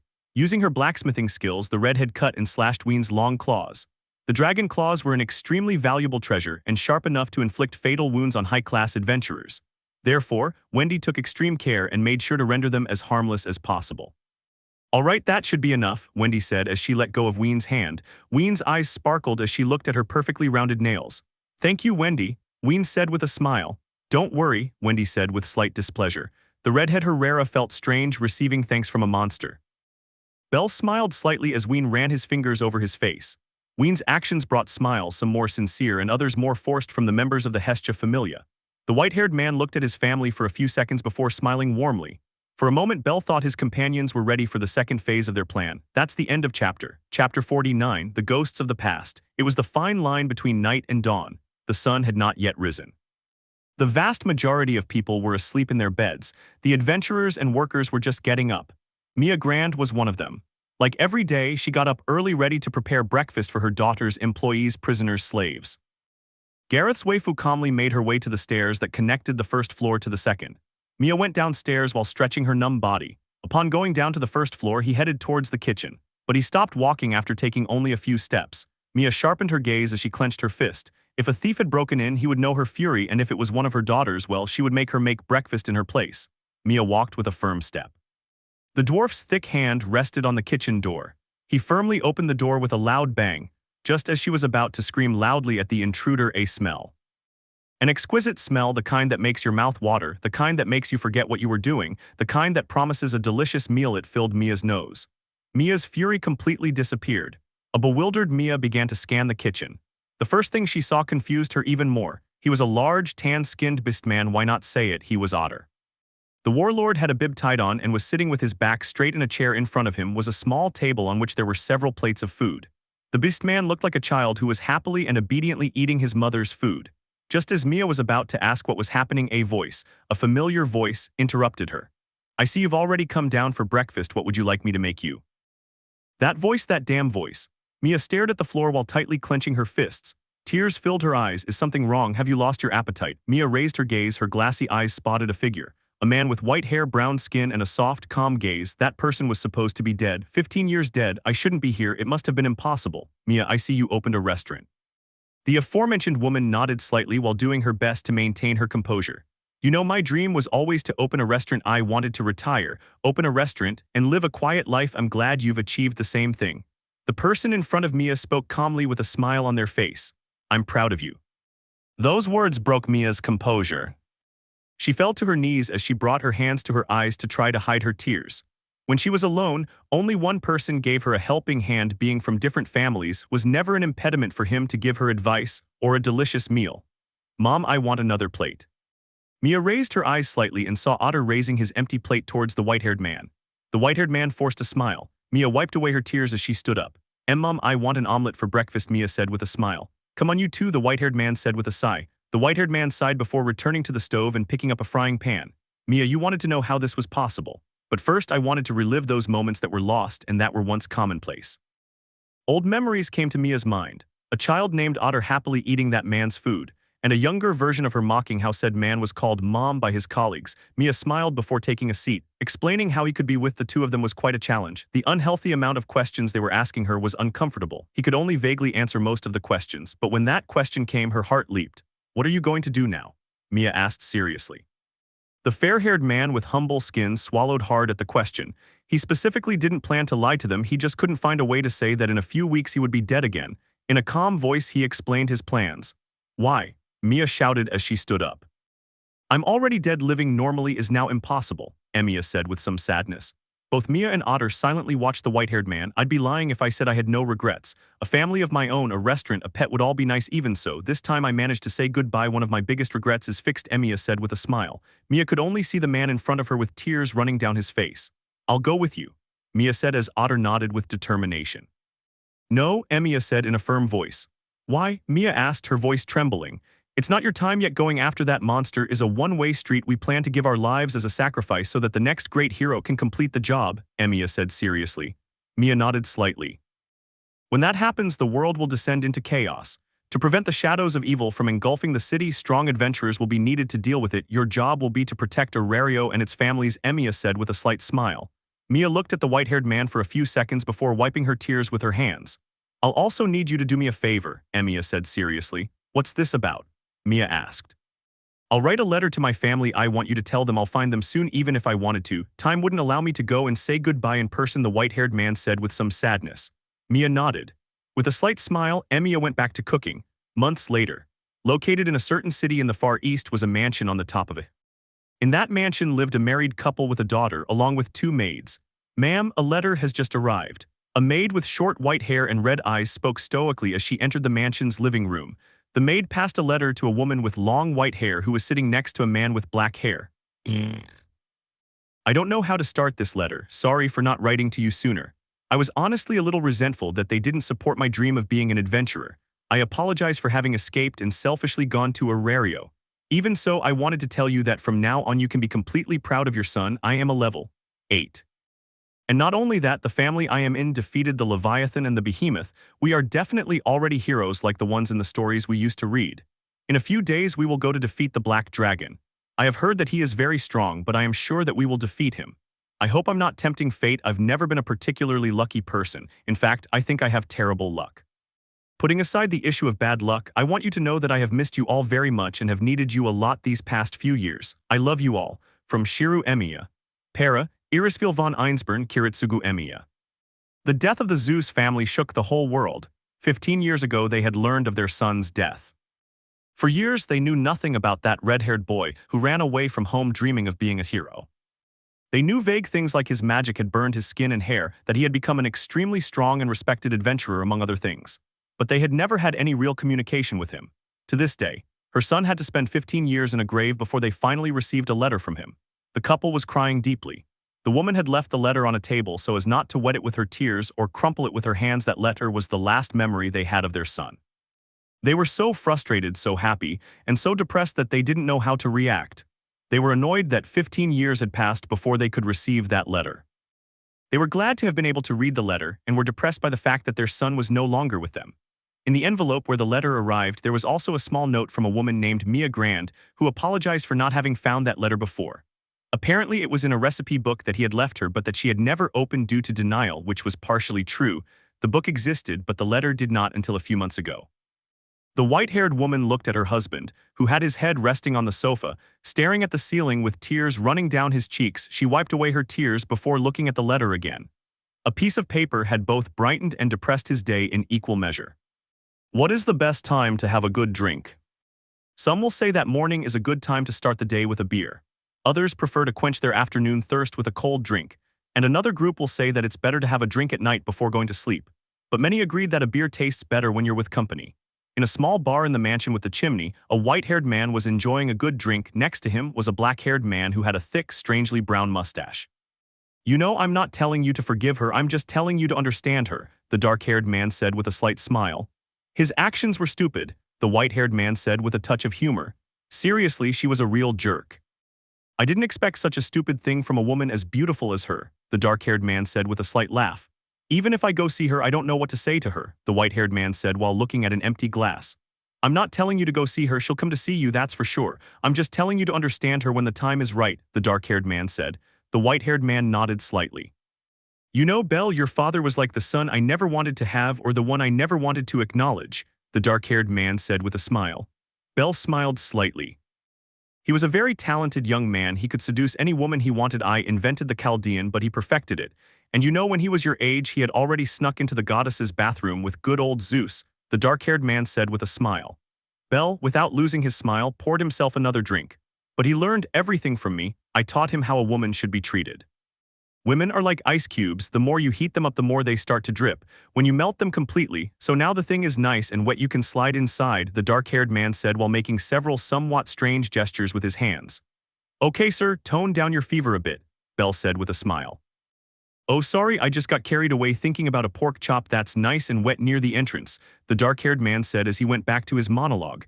Belle, for his part, just laughed animatedly. "Ah, at this point I think you already know how that ability of yours works," the dark-haired man said. Belle nodded slowly.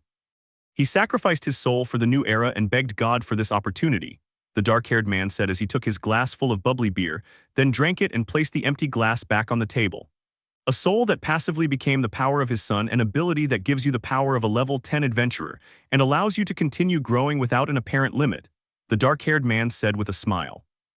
"Yes, at first I was intoxicated by my invincible being, but Bete brought me back down to earth," Belle said with a slight smile. "It was him, no, that werewolf must have leveled up, or even gone up 2 levels in an instant. That man's will determine that it wasn't appropriate for you to emerge unscathed from that battle. If you had won without taking damage, you could have been corrupted," the dark-haired man spoke. Belle simply looked at the ground. "Your father was an incredible man, his potential was insane. The bad thing is that he had become corrupted. He liked partying and women. He didn't train and only went to the dungeon on expeditions. If he had been a focused man, he could have gone much further than he did. The proof is that he received a level increase every time we went on an expedition, which happened once a year," the dark-haired man said in a melancholic voice. "I should have done something. At that time I was the captain of the family. If I had focused his life," the dark-haired man said while clenching his teeth. Upon hearing the black-haired man's lament, Belle smiled and gave him a light tap on the back. "What's past is past, and he learned from his mistakes." "He didn't let me make the same mistakes," Belle said with a smile. "Kid, you're missing one adventure, and you'll have fully assimilated your father's legacy. Every status update, every day that passes, that skill becomes your own power, and the power of your companions. Currently you've assimilated 60% officially.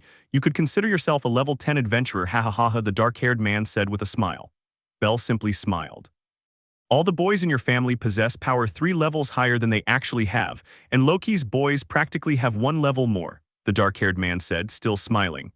"The bad thing, and at the same time a good thing, is that your father influences your abilities. He can decide whether it's appropriate to give you more power or limit the power he gives you. In time, he'll stop influencing you. Why do you think you hardly receive any notifications anymore?" The dark-haired man said seriously. "My growth erases the consciousness of the man who fathered me," Belle said with a nervous smile. "Lamentable," the dark-haired man said with a certain humor. Belle simply smiled at the dark-haired man's expressions. "If he was the one who set the missions, then he reminded me of my grandfather," Belle said with a smile. "Damn, I'm getting sad now. That old god was like a father to me," the dark-haired man said while looking at the ground. "Old god, you're not talking to me," Belle said, raising an eyebrow. "You figured out who your father was with simple clues from the little golden one, but you didn't figure out who your grandfather was," the dark-haired man said, somewhat indignantly. Belle nodded, somewhat embarrassed. "Well, are you stupid or what, son?" the dark-haired man said irritably while crossing his arms. Belle simply smiled before clenching his teeth. "That means," Belle said, looking up at the ceiling with tears streaming down his face. "Yes, the old man must be in some village trying to pick up women without Hera killing him," the dark-haired man said with a smile. Belle smiled slightly. "Well, kid, it's time for me to go. The golden one must be starting to get annoyed," said the dark-haired man as he stood up. Bell nodded as he watched the dark-haired man take a black hat from the table. Here, kid, this dirty rag has brought me a lot of luck in my life, especially with the girls, the dark-haired man said as he placed the black hat on Bell's head. Bell remained silent as he stared at the ground. It was your grandfather's, he gave it to me when he adopted me. If it weren't for him, I would still be begging for food in the streets. I think it's only fair that you have it, the dark-haired man said before patting Bell on the back. Thank you, Bell murmured. The dark-haired man turned around and started walking. Hey kid, shouted the dark-haired man as he reached the bar door. Bell glanced slightly over his shoulder, looking at the man with black hair, a brown mustache, and now no hat. Spying, the dark-haired man said with a smile. It's the romance of men, Bell said, returning the smile to the dark-haired man. H-A-H-H-H-H-H-A, that's right, kid, if you'll excuse me, I'll go see if any of my friends are still alive and hopefully they'll have a cousin I can borrow, said the dark-haired man with a huge grin. After watching the man leave, Bell looked at his drink again. That's the end of chapter. Let me know in the comments below if you guys want the next part. Also check out my other video that has been shown and left. Thank you for watching. If you enjoyed this video, please like and share this video. And have a fantastic day. Bye.